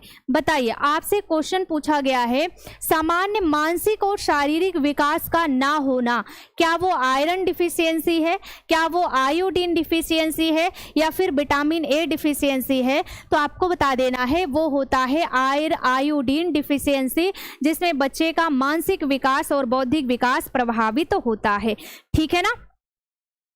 चलो आगे बढ़ेंगे। अगला है WHO के वर्तमान चीफ साइंटिस्ट कौन है? बताइए जल्दी से। ये सारी चीज़ें हमेशा चेंज होती रहती हैं, तो आप इस चीज़ को मतलब आप जितने ईयर में पूछा जाए आपको हर बार मतलब चेंज होता रहता है, तो ऐसी चीज़ें गूगल पर सर्च करते रहना चाहिए, है ना। अभी प्रेजेंट टाइम में वर्तमान में चीफ साइंटिस्ट कौन है WHO के? मुकेश शर्मा है, सौम्या स्वामीनाथन है, मुनीर अकरम है, या फिर बोलकन है? बताइए, ठीक है। बहुत बढ़िया जी, रुद्र जी का आंसर आया, बहुत अच्छा। देखिए जब भी WHO के वर्तमान चीफ साइंटिस्ट की बात करेंगे ना, है कौन? सौम्या स्वामीनाथन है, ठीक है ना। लोग बोलते हैं लड़कियां पीछे हैं, बताइए लड़कियां कहाँ पीछे हैं? बहुत अच्छा क्वेश्चन है। वर्तमान में WHO ने किस देश को पोलियो मुक्त घोषित किया है? पहले तो हमारा देश पोलियो मुक्त घोषित हुआ, अभी वर्तमान में किस देश को पोलियो मुक्त घोषित किया गया है? क्या वो USA है, या फिर आपको बताना है रशिया है, अफ्रीका है, या फिर वो चाइना है? वर्तमान में WHO ने किस देश को पोलियो मुक्त घोषित किया है? और हमने एक दिन क्लास में डिस्कस किया था ना कि जैसे कोरोना टाइम पे फेसबुक को यूज करके कोरोना के बारे में पूरी की पूरी नॉलेज दी जा रही थी WHO के द्वारा, वैसे प्रेजेंट टाइम में एक ऐप बनाया जा रहा है जिसके थ्रू मात्र सुरक्षा और टीकाकरण के बारे में पूरा का पूरा नॉलेज दिया जाएगा, है ना। क्लास में हमने डिस्कस किया था। अब बताइए उस ऐप का नाम बताइए, या फिर उस साइट का नाम बता दीजिए, क्या है? देखिए वर्तमान में WHO ने जिस देश को पोलियो मुक्त घोषित किया है ना, वो क्या है? वो है अफ्रीका, ठीक है ना, क्या हो जाएगा 56 का, तो आपको बताना है सी। गुर्दे से सोडियम का विसर्जन किस हार्मोन के द्वारा नियमित होता है? पहला है एड्रेनल कॉर्टिकोइड हार्मोन है, या फिर एस्ट्रोजन हार्मोन है, एडिनल हार्मोन है, या फिर सभी है? बताइए, मजा आ रहा है ना? ठीक है,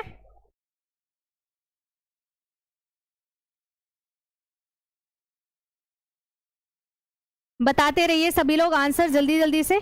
बहुत बढ़िया पूनम जी, यू विन, बहुत बढ़िया। अब देखिए यहाँ पे क्वेश्चन है, गुर्दे में सोडियम का विसर्जन किस हार्मोन से, तो आपको बताना है एडिनल कोर्टिकोइड हार्मोन से। एथेरोस्क्लेरोसिस की अवस्था में एक कार्बोज का कौन सा रूप नहीं देना चाहिए? अगर किसी को एथेरोस्क्लेरोसिस है तो उस कंडीशन में हम कार्बोज का कौन सा रूप नहीं देंगे? ग्लाइकोजन, सुक्रोज, पैक्टिन, या फिर माल्टोज? अभी आपने देखा था जो चीनी होती है ना, ये हमारे हेल्थ के लिए बिल्कुल अच्छी नहीं होती है, और सुक्रोज हम नहीं देंगे एथेरोस्क्लेरोसिस में। क्यों नहीं देंगे? क्योंकि यह कोलेस्ट्रॉल के लेवल को बढ़ाने का काम करता है, इसीलिए हमें सुक्रोज नहीं देना चाहिए। ठीक है, क्यों नहीं देना चाहिए अगर कोई पूछे तो आप बता दीजिए कि ये क्या करता है, कोलेस्ट्रॉल के लेवल को बढ़ाता है, एलडीएल को बढ़ाता है।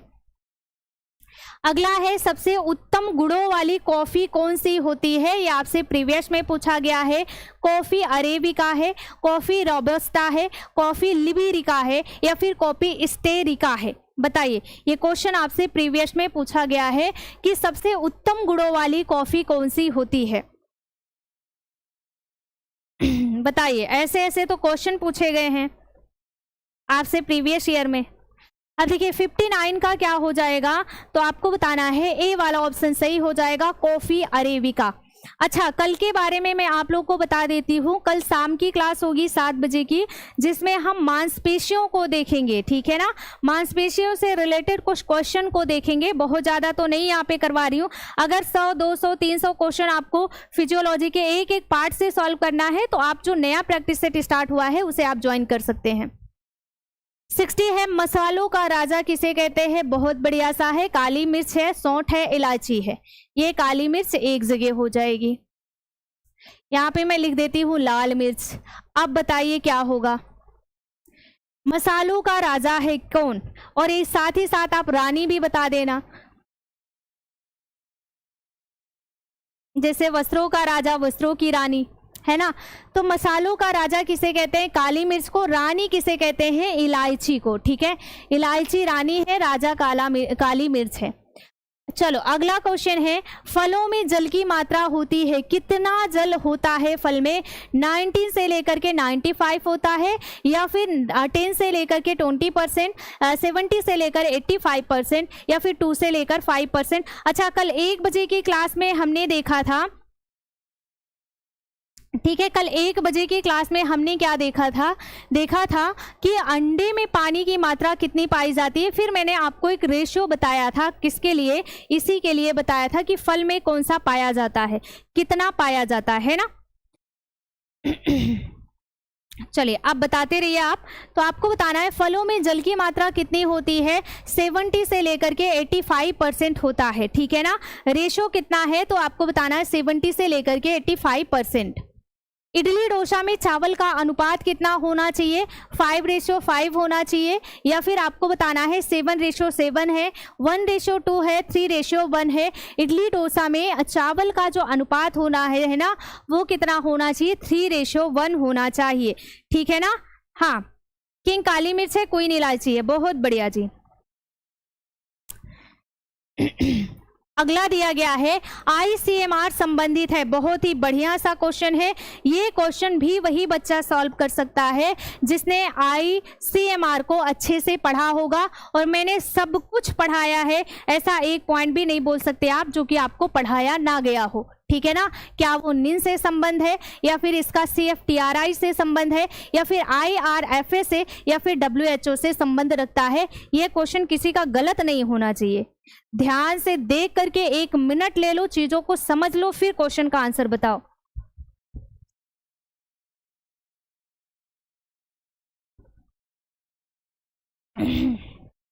बताइए।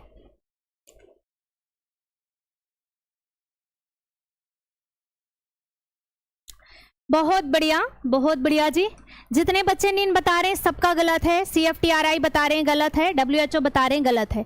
इसका संबंध IRFA से है। पता है जब ICMR की स्थापना हुई थी 1911 में, इसे IRF के नाम से जाना जाता था, इंडियन रिसर्च फंड एसोसिएशन के नाम से इसे जाना जाता था। क्लियर कर लीजिए, इंडियन रिसर्च फंड एसोसिएशन के नाम से इसे जाना जाता था। बाद में इसका नाम बदल के ICMR रखा गया। ठीक है, तो ICMR संबंधित है, IFRA से संबंध रखता है और इसका फुल फॉर्म है इंडियन रिसर्च फंड एसोसिएशन। बताइए क्लियर है या नहीं? क्लियर है ना? आहार विज्ञान को कहा जाता है क्या? अपचय कहा जाता है, उपचय कहा जाता है, या फिर चयापचय या फिर पथापथ्य कहा जाता है? आहार विज्ञान को क्या कहते हैं? बताते रहिए। बहुत बढ़िया जी। अच्छा, बहुत सारे बच्चों का सही भी आ रहा है, बहुत अच्छा है।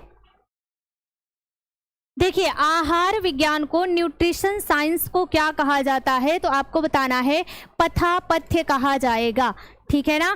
क्या कहा जाएगा? पथापथ्य कहा जाएगा।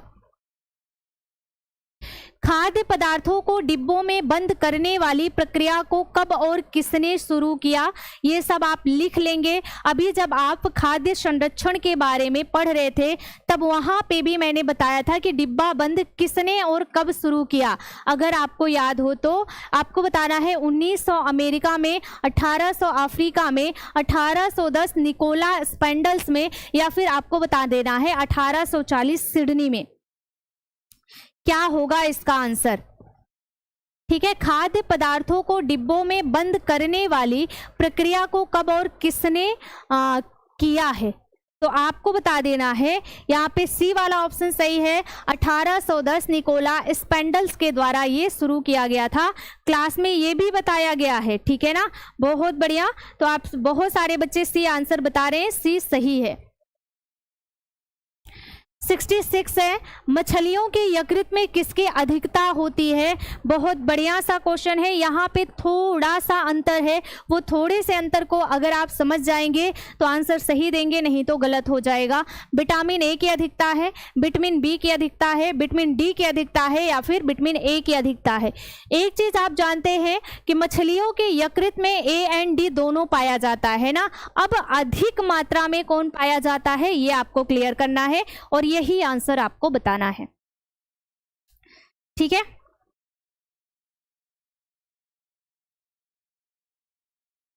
बताइए सभी लोग। 66। बहुत बढ़िया जी। देखिए, होता तो दोनों है, बिल्कुल सही बता रहे हैं आप। मछलियों के यकृत में ना ए भी पाया जाता है और डी भी पाया जाता है। सबसे ज्यादा क्या पाया जाता है? डी पाया जाता है। ठीक है ना?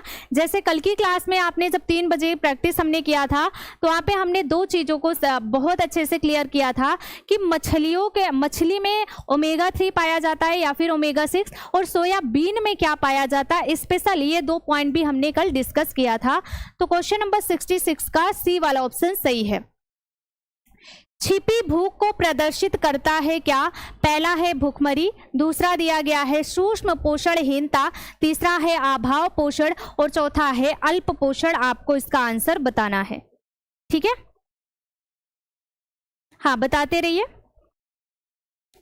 छिपी भूख को प्रदर्शित करता है कौन? क्या वो भूखमरी प्रदर्शित करता है, या फिर आपको बताना है सूक्ष्म पोषणहीनता प्रदर्शित करता है, या फिर प्रदर्शित करता है अभाव पोषण, या फिर अल्प पोषण?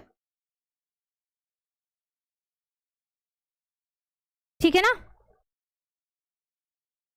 अब देखिए, यहां पे अगर हम बात करें छिपी भूख को प्रदर्शित करता है कौन, तो आपको बता देना है 67 का आप आंसर बताइए।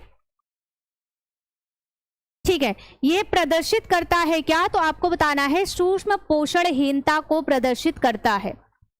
अगला है, समाज के संगठित प्रयास कार्यवाही द्वारा स्वास्थ्य को मत करना और रोगी की रोकथाम स्वास्थ्य को सही करना और रोगी की रोकथाम करते हुए जीवन अवधि को दीर्घ बनाने की कला एवं विज्ञान को कहते हैं। देखिए बहुत ही अच्छा सा क्वेश्चन है, पूछा क्या गया है, समाज के संगठित प्रयास कार्यवाही द्वारा स्वास्थ्य को सही करना, ठीक है, स्वास्थ्य को सही करना और रोगों की रोकथाम करते हुए जीवन अवधि को दीर्घ बनाने की कला और विज्ञान को कहते हैं व्यक्तिगत पोषण, सामुदायिक पोषण, जन पोषण या फिर राष्ट्रीय पोषण। अगर आप अच्छे से ध्यान से क्वेश्चन पढ़ेंगे तभी आप इसका आंसर दे पाएंगे, नहीं तो नहीं दे पाएंगे, ठीक है ना।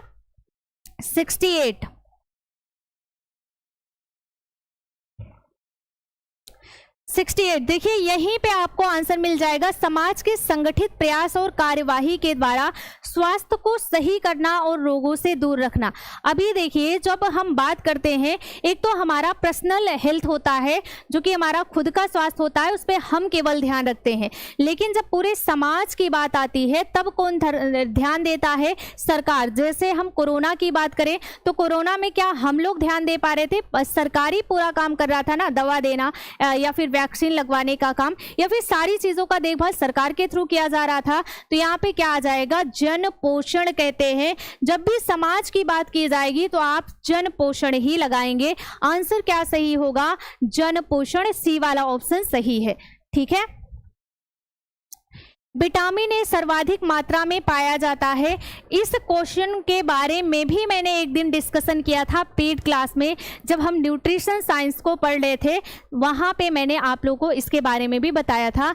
विटामिन ए सर्वाधिक पाया जाएगा किसमें, पपीता में, अमरूद में, आम में, मधु में। देखिए ये चीज़ गलत है, ठीक है, अमरूद भी गलत काट देते हैं। अब एक चीज आपको पता है, पपीते में भी विटामिन ए पाया जाता है और आम में भी विटामिन ए पाया जाता है। कंडीशन रखी गई है यहाँ पे, शर्त है कि आप सिर्फ एक ऑप्शन को सही मान सकते हैं। अब बताइए कि आप किसे सही मानेंगे। अगर मेरी बात पेड क्लास की जिसको भी याद होगी आप सही आंसर देंगे, नहीं याद होगी तो आप गलत आंसर देंगे, है ना। मैंने बोला था कि आम है ना, पपीते से ज़्यादा आम में विटामिन ए पाया जाता है, जो कि अभी प्रेजेंट टाइम में मार्केट में ये अवेलेबल है ना।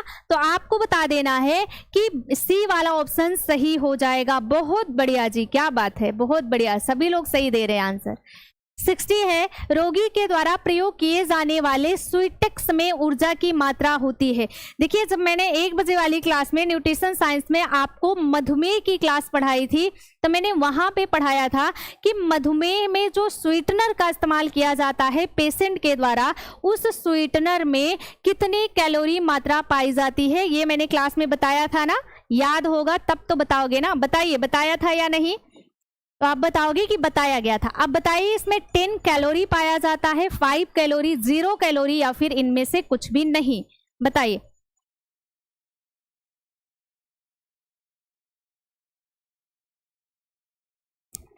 जो हमारा नया टेक्स्ट सीरीज स्टार्ट हुआ है जिसमें आपका फिजियोलॉजी के साथ होम साइंस भी कवर करवाया जा रहा है और उसमें आपको मॉक टेस्ट भी दिया जा रहा है, तो अभी 699 का है 20 जुलाई तक सिर्फ, ठीक है, नहीं तो आपको 899 पे करना होगा। उसमें आपको टेस्ट सीरीज के साथ साथ मॉक टेस्ट भी दिया जा रहा है, ठीक है। अब देखिए यहाँ पे क्या होगा, बहुत बढ़िया, होता क्या है, 0 कैलोरी होता है, ठीक है ना। बी नहीं होगा भाई, 5 कैलोरी नहीं, 0 होता है।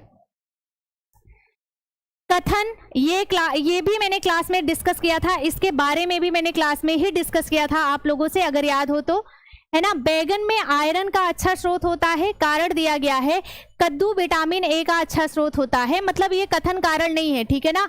ए और बी ये कथन केवल और केवल दिया गया है, सिर्फ आपको ये बताना है कि कथन ए सही है या फिर बी सही है, क्या है। बैगन आयरन का अच्छा स्रोत है या नहीं है, या फिर कद्दू विटामिन ए का अच्छा स्रोत है या नहीं है।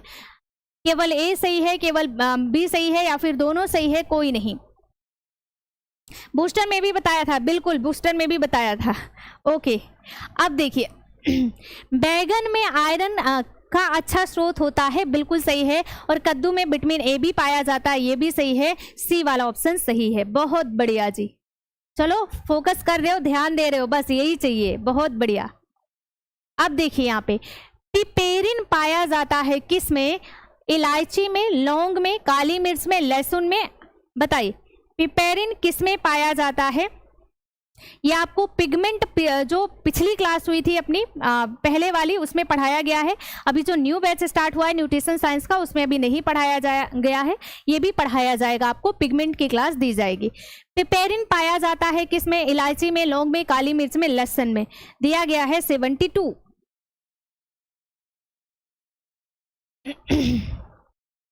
72। पिपेरिन किस में पाया जाता है? काली मिर्च। काली मिर्च है क्या? मसालों का राजा है ना। जो काली मिर्च का तीखापन होता है ना, वो पिपेरिन के कारण ही होता है। यौगिक सल्फोराफिन जो कैंसर सुरक्षा प्रदान करता है, पाया जाता है। बताइए, इसके बारे में भी डिस्कस किया था ना।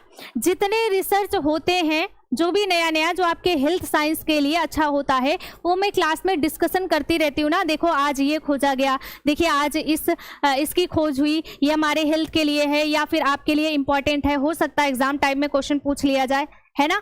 देखिए इसके बारे में भी मैंने पेड क्लास में डिस्कशन किया था कि एक यौगिक की खोज की गई है जिसका नाम सल्फोराफिन होता है। ये किस में पाया जाता है, इसके बारे में भी मैंने बताया था। गोभी, ब्रोकली, पालक, प्याज, ये क्या होता है? कैंसर से सुरक्षा प्रदान करता है। बहुत बढ़िया जी, बहुत बढ़िया। किसमें? ब्रोकली में पाया जाता है ना, जो ग्रीन कलर का होता है, गोभी की तरह होता है लेकिन ग्रीन कलर का होता है ये। इसके बारे में भी डिस्कशन किया गया था और मैंने बोला भी था कि आप लोग नोट डाउन कर लीजिए, इंपॉर्टेंट पॉइंट है क्योंकि ये न्यूट्रिशन से जुड़ा हुआ है और न्यूट्रिशन आपको, न्यूट्रिशन साइंस हम पढ़ते हैं तो वहां से क्वेश्चन बनता है ना। देखिए ये वेगन डाइट प्राप्त होता है, वेगन डाइट की बात की गई है। वेगन डाइट कहाँ पे प्राप्त होता है? ठीक है, पहला दिया है केवल वानस्पतिक जगत से, प्राणिज जगत से, दोनों से, किसी से नहीं। वेगन डाइट प्राप्त होता है कहाँ से?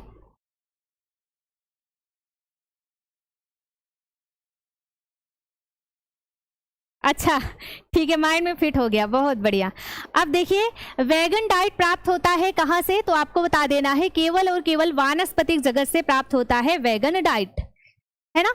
अगला दिया गया है 75 स्नायु तंत्र के क्रियाकलाप एवं ट्रांसमिशन के लिए सहायक है।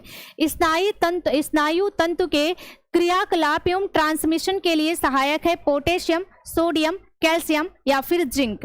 थोड़ा सा माइंड लगाएंगे, अपने आप इस क्वेश्चन को आप सॉल्व कर पाएंगे। बताइए।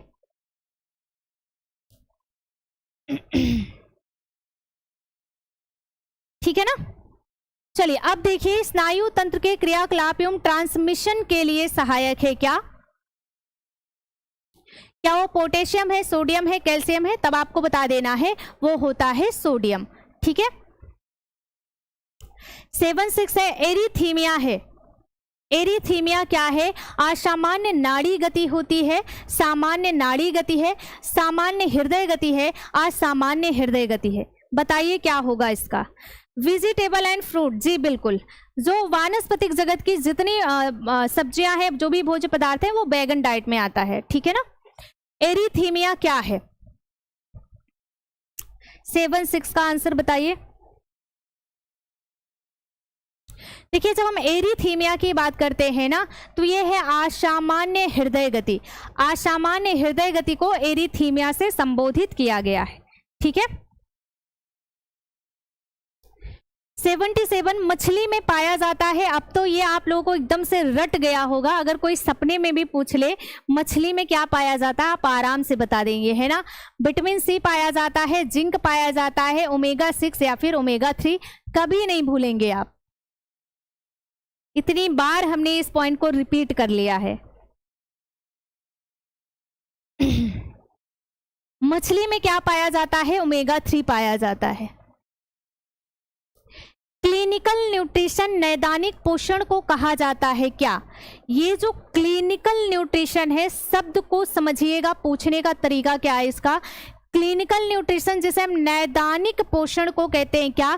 क्या इसे हम रोगात्मक आहार, उपचारात्मक आहार या फिर चिकित्सीय पोषण आहार या फिर इनमें से सभी? अच्छे से ध्यान से क्वेश्चन को समझकर आंसर बताइए। 7-8 का आंसर क्या होगा? क्लिनिकल न्यूट्रिशन या नैदानिक पोषण को कहेंगे क्या?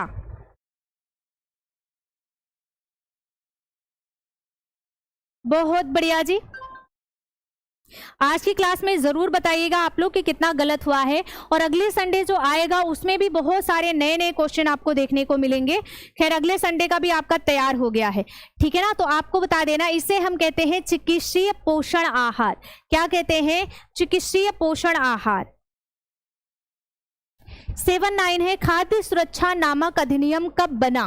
पहला है 2009 में, 2006 में, 1995 में, 2001 में। ठीक है, खाद्य सुरक्षा मानक अधिनियम कब बना? बहुत ही इजी सा क्वेश्चन है, ये भी सभी का सही होना चाहिए। खाद्य सुरक्षा मानक अधिनियम कब बना? 2006 में बना। 80 है, खाद्य प्रसंस्करण उद्योग को भारतीय अर्थव्यवस्था को कहा जाता है। खाद्य प्रसंस्करण उद्योग भारतीय खाद्य व्यवस्था अर्थव्यवस्था को कहा जाता है। सीमित क्षेत्र, उभरता क्षेत्र, संकुचित क्षेत्र या फिर सभी। तो मैं इसका आंसर बता देती हूं, ये उसे हम कहते हैं उभरता क्षेत्र, ठीक है ना। ये आपके एनसीईआरटी का है कुछ चीजें, इसलिए आपको बहुत ज्यादा नहीं लग रही होंगी, तो ये एनसीईआरटी का लिया गया है। 81 है, सामान्य घरेलू दुर्घटनाएं क्यों घटित होती हैं? पहला है प्राकृतिक शक्ति से, जानबूझकर, लापरवाही के कारण, दूसरे व्यक्ति के कारण। थोड़ा सा ध्यान देंगे, क्वेश्चन का आंसर देंगे। ऑप्शन में थोड़ा सा डिफरेंस है बस। बताइए सेशन अच्छा लग रहा है या नहीं लग रहा है, ये भी कमेंट कर दो भाई सभी लोग।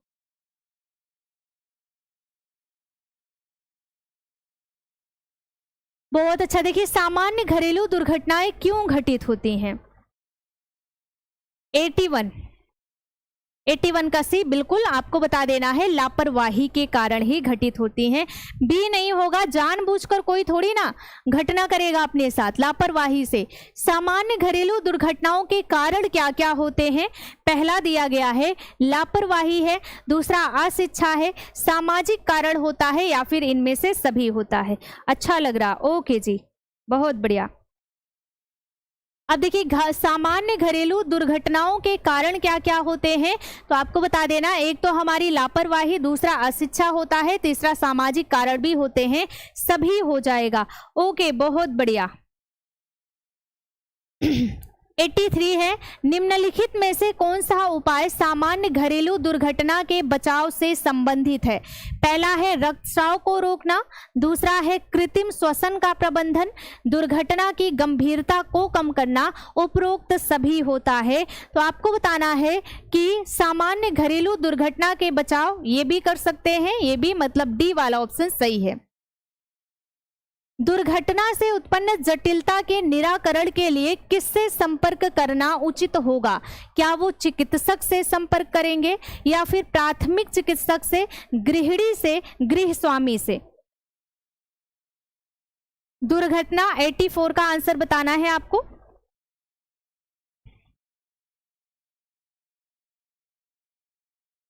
हाँ, 84 का बताइए क्या होगा।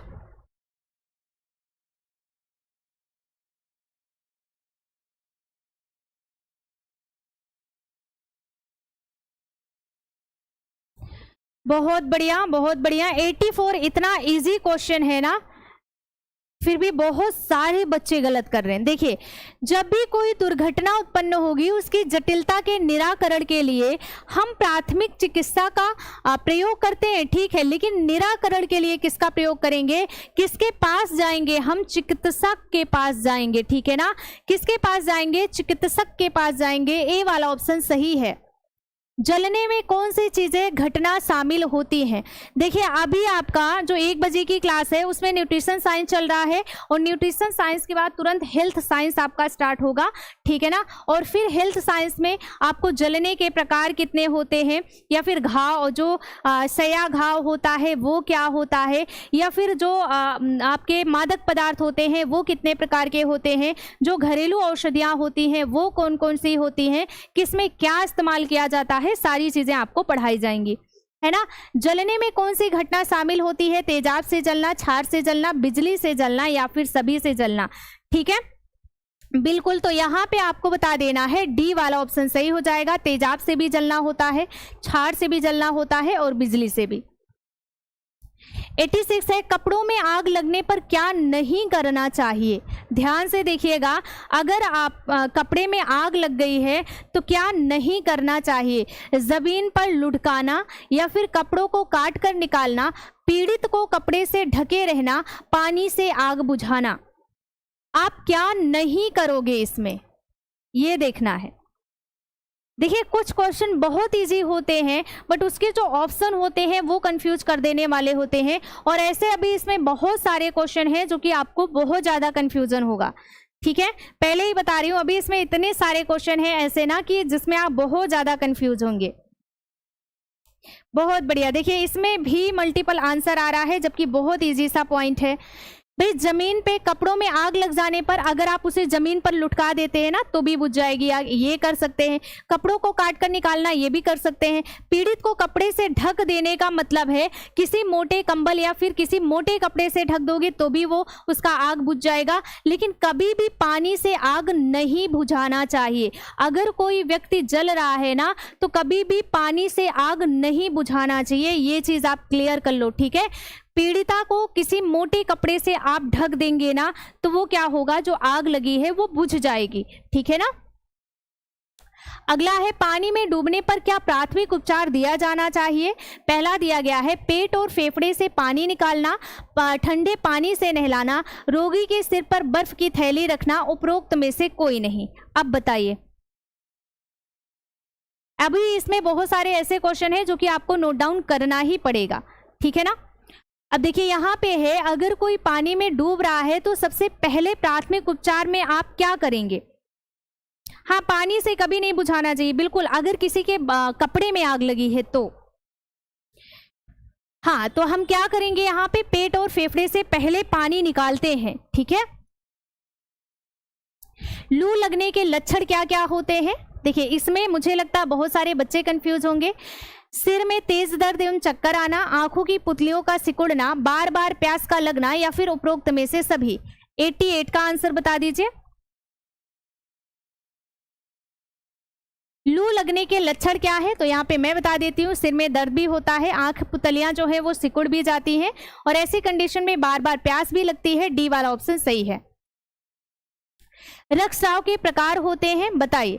पहला है बाह्य अंगों से रक्तस्राव, आंतरिक अंगों से रक्तस्राव, ए और बी दोनों, इनमें से कोई नहीं। तो आपको बता देना है यहाँ पे क्या हो जाएगा, ए और बी दोनों होगा। बाह्य अंगों से भी रक्तस्राव होता है, जैसे कहीं पर कट हो गया है या फिर चोट लग गई। आंतरिक अंगों में भी रक्तस्राव होता है, जैसे हमारे लीवर से, किडनी से, या फिर आंतरिक अंग जो है मस्तिष्क से। ठीक है ना।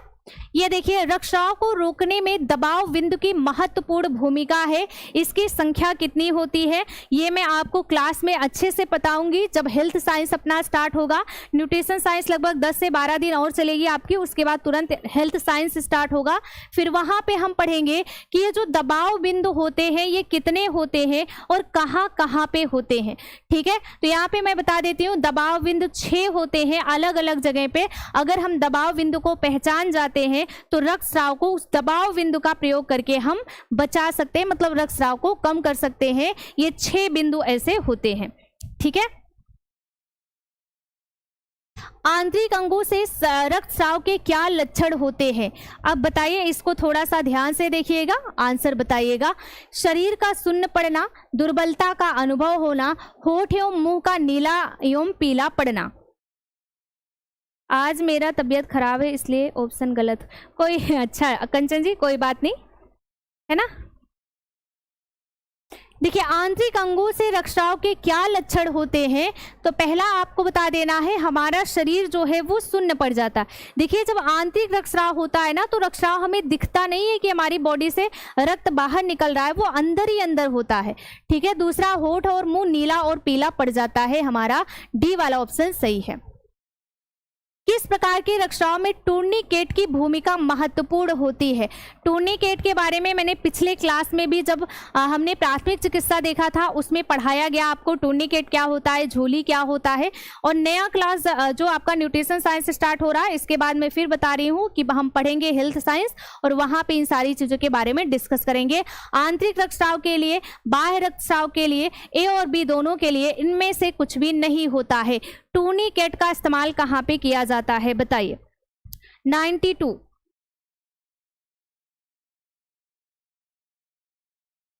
यहाँ पे अच्छे से आंसर दीजिएगा। बहुत बढ़िया जी,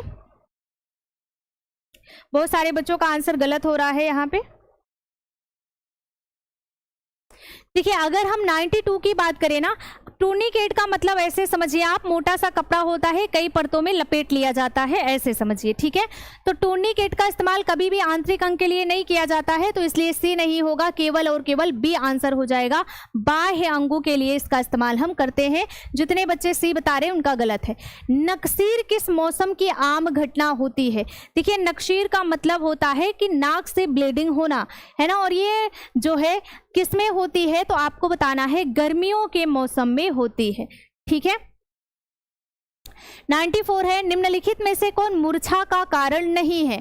पहला है भोजन की कमी, दूसरा है अधिक थकान, हृदय को धक्का, बार बार प्यास का लगना। ऑप्शन एकदम सिमिलर है, थोड़ा सा देख के आंसर दीजिएगा। ऑप्शन एकदम सिमिलर है, ठीक है। निम्नलिखित में से मूर्छा का कारण नहीं है, क्या नहीं है? Question number 94।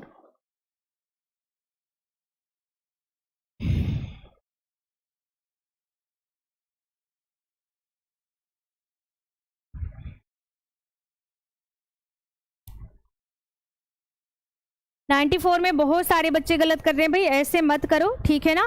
देखिए निम्नलिखित में से मूर्छा का कारण क्या नहीं है? भोजन की कमी मूर्छा का कारण होती है। अधिक थकान, बहुत ज़्यादा हम थक गए तो भी मूर्छा आ जाता है। हृदय को धक्का, अगर हृदय में कोई प्रॉब्लम होती है तो भी तो जो है मूर्छित हो जाएंगे हम। बार बार प्यास लगना, ये किससे मिल रहा है? तो बार बार प्यास लगना आपने कहाँ पे पढ़ा था? मधुमेह में। अगर बार बार प्यास लग रहा है तो इसका मतलब ये नहीं कि आप मूर्छित हो जाओगे, है ना। क्वेश्चन नंबर 94 का क्या होगा? बार बार प्यास का लगना।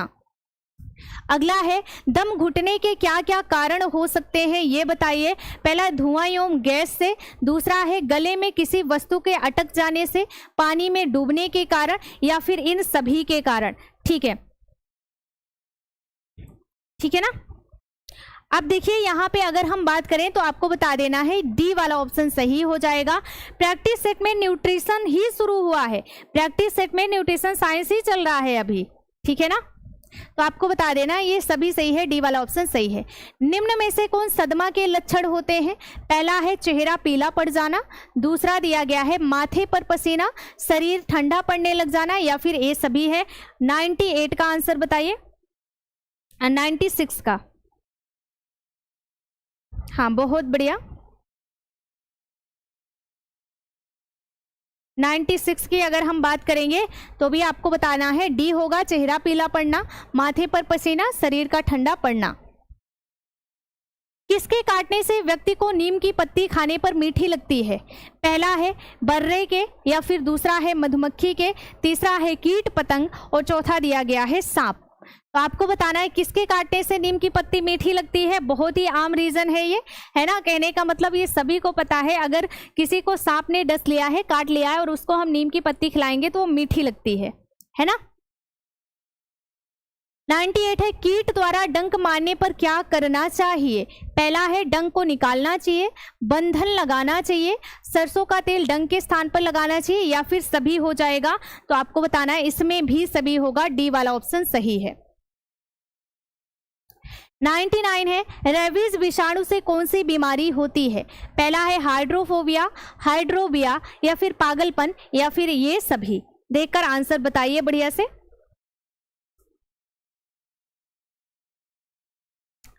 हाँ,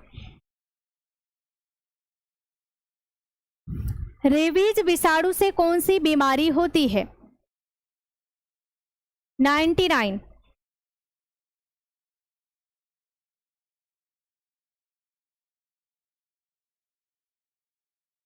99 का क्या हो जाएगा?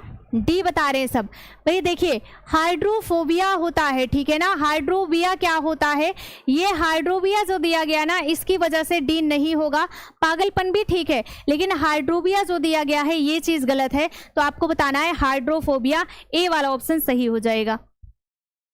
अगला है 10, नाक में किस वस्तु के फंस जाने पर किसका उपयोग नहीं करना चाहिए। पहला है चिमटी, दूसरा है छींक, तीसरा है उंगली और चौथा है इनमें से कोई नहीं। बताइए, ठीक है ना, अगर नाक में कोई वस्तु फंस गई है तो किसका इस्तेमाल नहीं करना चाहिए, चिमटी करना चाहिए, है ना, छींक भी करना चाहिए लेकिन उंगली का इस्तेमाल नहीं करना चाहिए। 100 क्वेश्चन हम कंप्लीट कर लिए हैं, अब 25 क्वेश्चन और बाकी रह गया है, ठीक है। कान में किसका तेल डालना चाहिए। देखिए पहला है सरसों एवं तिल का, दूसरा है सरसों एवं तिल का, अच्छा दूसरे में भी यही है, तीसरा है अरंडी का तेल या फिर गुलाब जल। तो आपको बताना A + B दोनों यहाँ पे सही हो जाएगा। 102 है, अगर गले में कोई नुकीली वस्तु फंस गई है तो क्या बेहतर होता है। पहला है चिमटी से निकालना चाहिए या फिर उल्टे पेट करके थपथपाना, उल्टी कराना, इनमें से कोई नहीं। इस क्वेश्चन को भी अच्छे से ध्यान से देखकर आंसर दीजिएगा, ठीक है। 2 ऑप्शन सिमिलर हैं, दोनों में कंफ्यूजन है।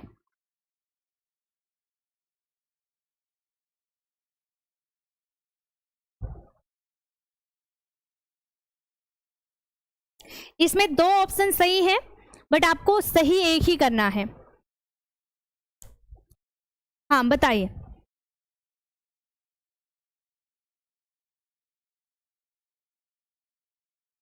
ठीक है, अब देखिए यहाँ पे क्या होगा, अगर गले में कोई चीज फंस गई हो तो हमें क्या कराना चाहिए, तो आपको बताना है उल्टे करके पीठ को थपथपाना चाहिए, मतलब आपको बता देना है कि उसे झुका करके और पीठ को थपथपाना चाहिए, ठीक है। आंख में क्या डालना लाभकारी होता है। पहला है गुलाब जल, दूसरा है अरंडी का तेल, तीसरा है A + B दोनों, चौथा है सरसों एवं तिल का तेल। अब बताइए क्वेश्चन नंबर 103 का आंसर क्या होगा। तो आपको बता देना है कि गुलाब जल भी होगा सही और अरंडी का तेल भी होगा, मतलब C वाला ऑप्शन सही है। अगला है सामान्य घरेलू दुर्घटनाओं के लिए निम्न में से कौन जिम्मेदार होता है। पहला है अज्ञानता, लापरवाही, असावधानी या फिर इनमें से सभी। ठीक है, अब देखिए यहाँ पे सामान्य घरेलू दुर्घटनाओं के लिए निम्न में से कौन जिम्मेदार है, तो ये सब है, अज्ञानता भी है, लापरवाही भी है, असावधानी है, ये सभी है। अगला है मूर्छा दूर करने के लिए क्या सुंघाया जाता है। इसको कहीं पे नोट डाउन कर लीजिएगा, इंपॉर्टेंट पॉइंट है, ठीक है ना। अमोनिया, पोटास, फिटकरी, गुलाब जल। देखिए ये सारे जो टॉपिक्स होते हैं ना, ये सारे आपका जो सिलेबस दिया गया, हम किसी भी राइटर की पढ़ लेना उसमें नहीं है, ये सारी चीज़ें आपको छोटे क्लास की मिलेंगी। आप यूपी बोर्ड पढ़ो या फिर राजस्थान बोर्ड पढ़ो या फिर आप जो है NCERT पढ़ो, वहाँ से ये सारी चीज़ें आपको मिलेंगी। आप सोचो कि आप कंपटीशन की तैयारी कर रहे हो, कंपटीशन वाले बुक में आपको ये सारी चीज़ें मिल जाए तो पॉसिबल ही नहीं है, ठीक है। आप 9th की पढ़ो, 10th की पढ़ो, 11, 12th की पढ़ो, किसी भी बोर्ड की पढ़ो आप, तब जाकर के वहां पे आपको मिलेगा ये सब। मूर्छा दूर करने के लिए क्या, अमोनिया, पोटास, फिटकरी या फिर गुलाब जल। क्वेश्चन नंबर 105, बहुत बढ़िया। मूर्छा दूर करने के लिए क्या, तो आपको बता देना है अमोनिया। 106, किसके काटने पर व्यक्ति पानी से डरने लग जाता है, तो ये आप सभी को पता है, वो क्या है, पागल कुत्ता है, ठीक है ना, पागल कुत्ता है।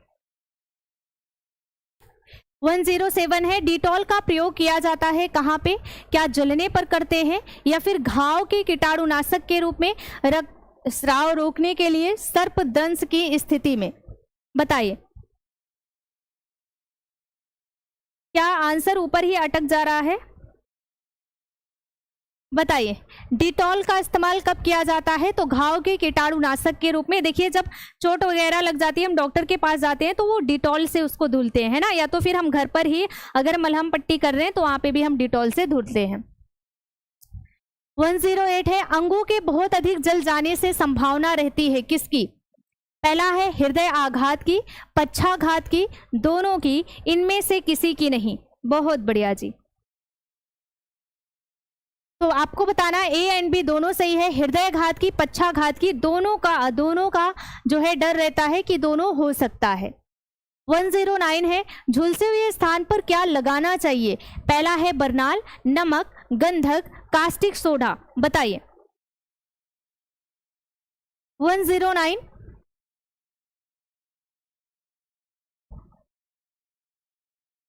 हाँ, बताते रहिए आप क्या होगा। झुलसे हुए स्थान पर सभी लोग लाइक शेयर करेंगे जरूर, और कल भी जुड़िएगा आप। कल कुछ फिजियोलॉजी के क्वेश्चन होंगे और कुछ होम साइंस के भी होंगे, मिक्स होंगे। ठीक है, अब देखिए यहाँ पे क्या होगा। बहुत बढ़िया, क्या लगाना चाहिए? बरनाल। टिंचर आयोडीन उपयोगी है किसमें? टिंचर आयोडीन किसमें उपयोगी है? जल जाने पर, पानी में डूबने पर, रक्तस्राव रोकने में, या फिर इनमें से किसी में नहीं? Tincture iodine. 110, 15 क्वेश्चन और बाकी रह गया है।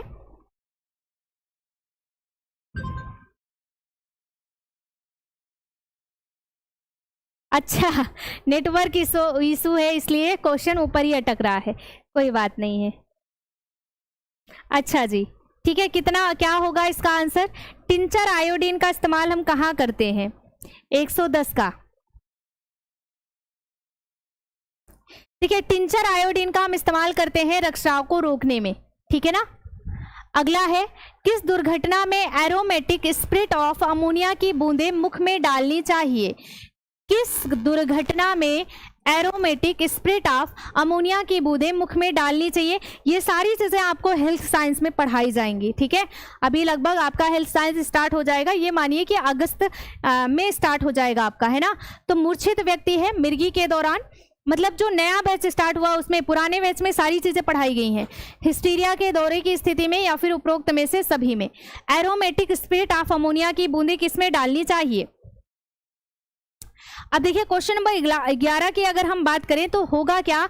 मूर्छित होने पर इसका इस्तेमाल करना चाहिए, एरोमेटिक स्प्रिट ऑफ अमोनिया की बूंदों का। ठीक है ना। घरेलू देशज औषधियों के उपयोग से किसकी बचत संभावित होती है? ये तो बहुत ही इजी सा आंसर हो जाएगा इसका। क्या है? समय, धन, समय और धन दोनों की सी वाला ऑप्शन सही है। 113 है, दर्द निवारक के लिए घर में किस मसाले का उपयोग किया जाता है? अगर आप दर्द निवारक की औषधि दवाई नहीं लेना चाहते हैं, घरेलू औषधियों का इस्तेमाल करना चाहते हैं, तो आप किसका इस्तेमाल करेंगे? धनिया, हल्दी, जीरा या फिर काली मिर्च। तो आप सभी को पता है कि हम इसमें हल्दी का इस्तेमाल करते हैं दर्द निवारक में। भूख बढ़ाने के लिए किसका उपयोग लाभकारी होता है? बताइए, क्या वो हींग है, मेथी है, हल्दी है, लौंग है? भूख बढ़ाने के लिए किसका इस्तेमाल करेंगे?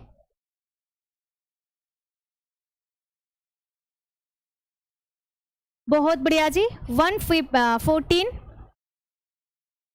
देखिए यहां पे हम किसका इस्तेमाल करते हैं? मेथी का इस्तेमाल करते हैं। ठीक है, 114। 115 है, निम्नलिखित देशज औषधियों में कौन सा मसाला नहीं है? बताइए, क्या मसाले में काउंट नहीं किया जाएगा किसे? जीरा, हींग, लौंग, फिटकरी।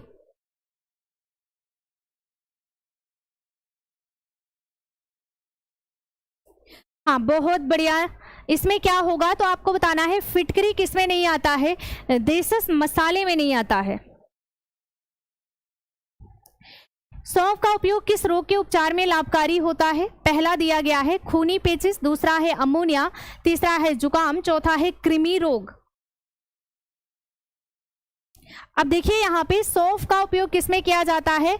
तो सौंफ जो होता है ये पेट को ठंडा रखता है। ठीक है ना। जो सौंफ होता है ये पेट को ठंडा रखता है। तो आपको बता देना ए वाला ऑप्शन सही हो जाएगा। नींद आ रही है किसको? फिटकरी किसके लिए अधिक उपयोगी होता है? पहला है रक्तस्राव रोकने के लिए, दूसरा है बुखार में, निद्रा दूर करने में, या फिर खांसी में। तो आपने देखा है जो फिटकरी होती है ना, फिटकरी का इस्तेमाल हम किसके लिए करते हैं? रक्तस्राव को रोकने के लिए हम करते हैं। किसका इस्तेमाल? फिटकरी का। पैरासीटामोल का प्रयोग होता है किसमें? पहला है बुखार में, दूसरा है दर्द में, तीसरा है कीटनाशक में, चौथा है घाव में। बताइए, पैरासीटामोल किसमें इस्तेमाल किया जाता है? 118 का।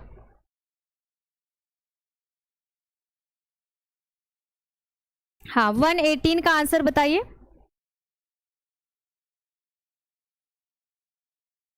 क्या हो जाएगा, बुखार में करते हैं, बहुत बढ़िया जी। 118 का क्या हो जाएगा, फीवर। 119 निम्नलिखित में से किसका उपयोग पेट गैस के निवारण में अधिक लाभकारी होता है। पहला है जायफल, हरड़, सौंठ, शहद। आज कुछ क्वेश्चन मैं लेकर के आई हूं आप लोगों के जो प्राथमिक चिकित्सा होते हैं वहां से, क्योंकि उसको पढ़ना ही आप लोग भूल जाते हो और आपको पता है वहां से कितने सारे क्वेश्चन पूछे जाते हैं आपसे, है ना। तो उसको भी रिवीजन करते रहो सभी लोग। किसका उपयोग पेट गैस निवारक में अधिक लाभकारी होता है, तो वो होता है हरड़, ठीक है, जिसे हम हर्रे के नाम से जानते हैं। अगला है लू लगने पर पीड़ित व्यक्ति को क्या खिलाते हैं, तो ये सभी को पता है, कच्चे आम को पका करके, मतलब कच्चे आम का पना। निम्न में से कौन सा जलन उत्पन्न करने वाला विष है, ये बताइए। पहला है पारा, गंधक, अमोनिया, अफीम।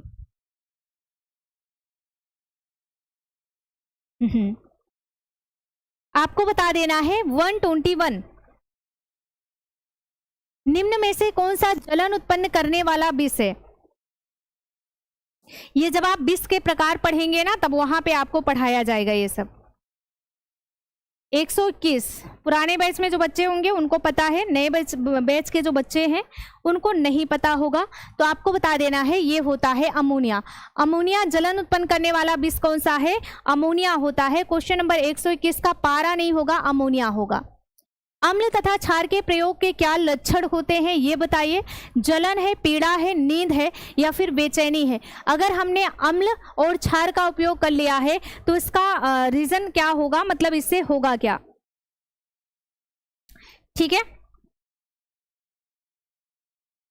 122 का आंसर क्या हो जाएगा, तो आपको बताना है जलन होता है, ठीक है।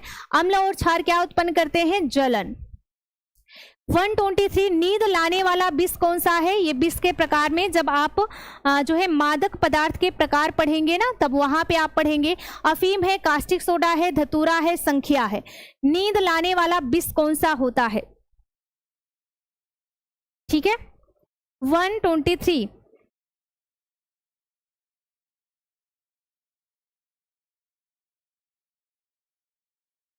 ठीक है। 123 का आंसर बताइए। बहुत बढ़िया। तो नींद लाने वाला विष कौन सा होता है, आपको बता देना है अफीम। भांग किस वर्ग का विष है, बताइए। भांग जो है ये किस वर्ग का विष होता है, क्या वो निद्रा उत्पन्न करता है, जलन, या फिर आहार नाल को हानि पहुंचाता है, तंत्रिका तंत्र को हानि पहुंचाता है। देखिए यही 4 प्रकार के विष होते हैं, ठीक है। ये जो मादक पदार्थ हम पढ़ते हैं ना यही 4 प्रकार के होते हैं। निद्रा उत्पन्न करना, जलन उत्पन्न करना, आहार नाल को हानि पहुंचाना और तंत्रिका तंत्र को हानि पहुंचाना, ठीक है ना। इसी के अंतर्गत सारी चीजें आती हैं। बताइए 122 का आंसर क्या होगा, सॉरी 124।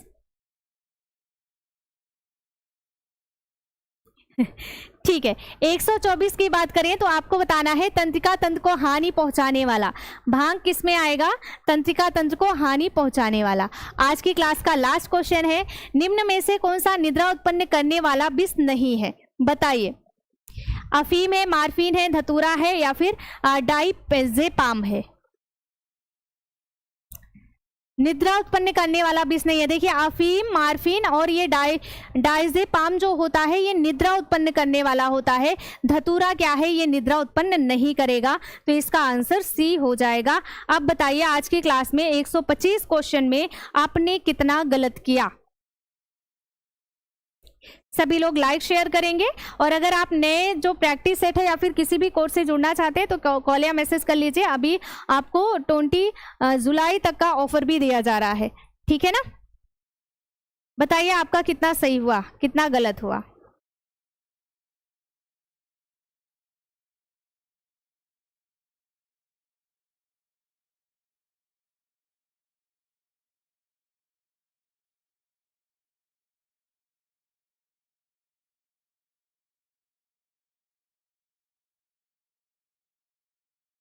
एक 106, अच्छा जी,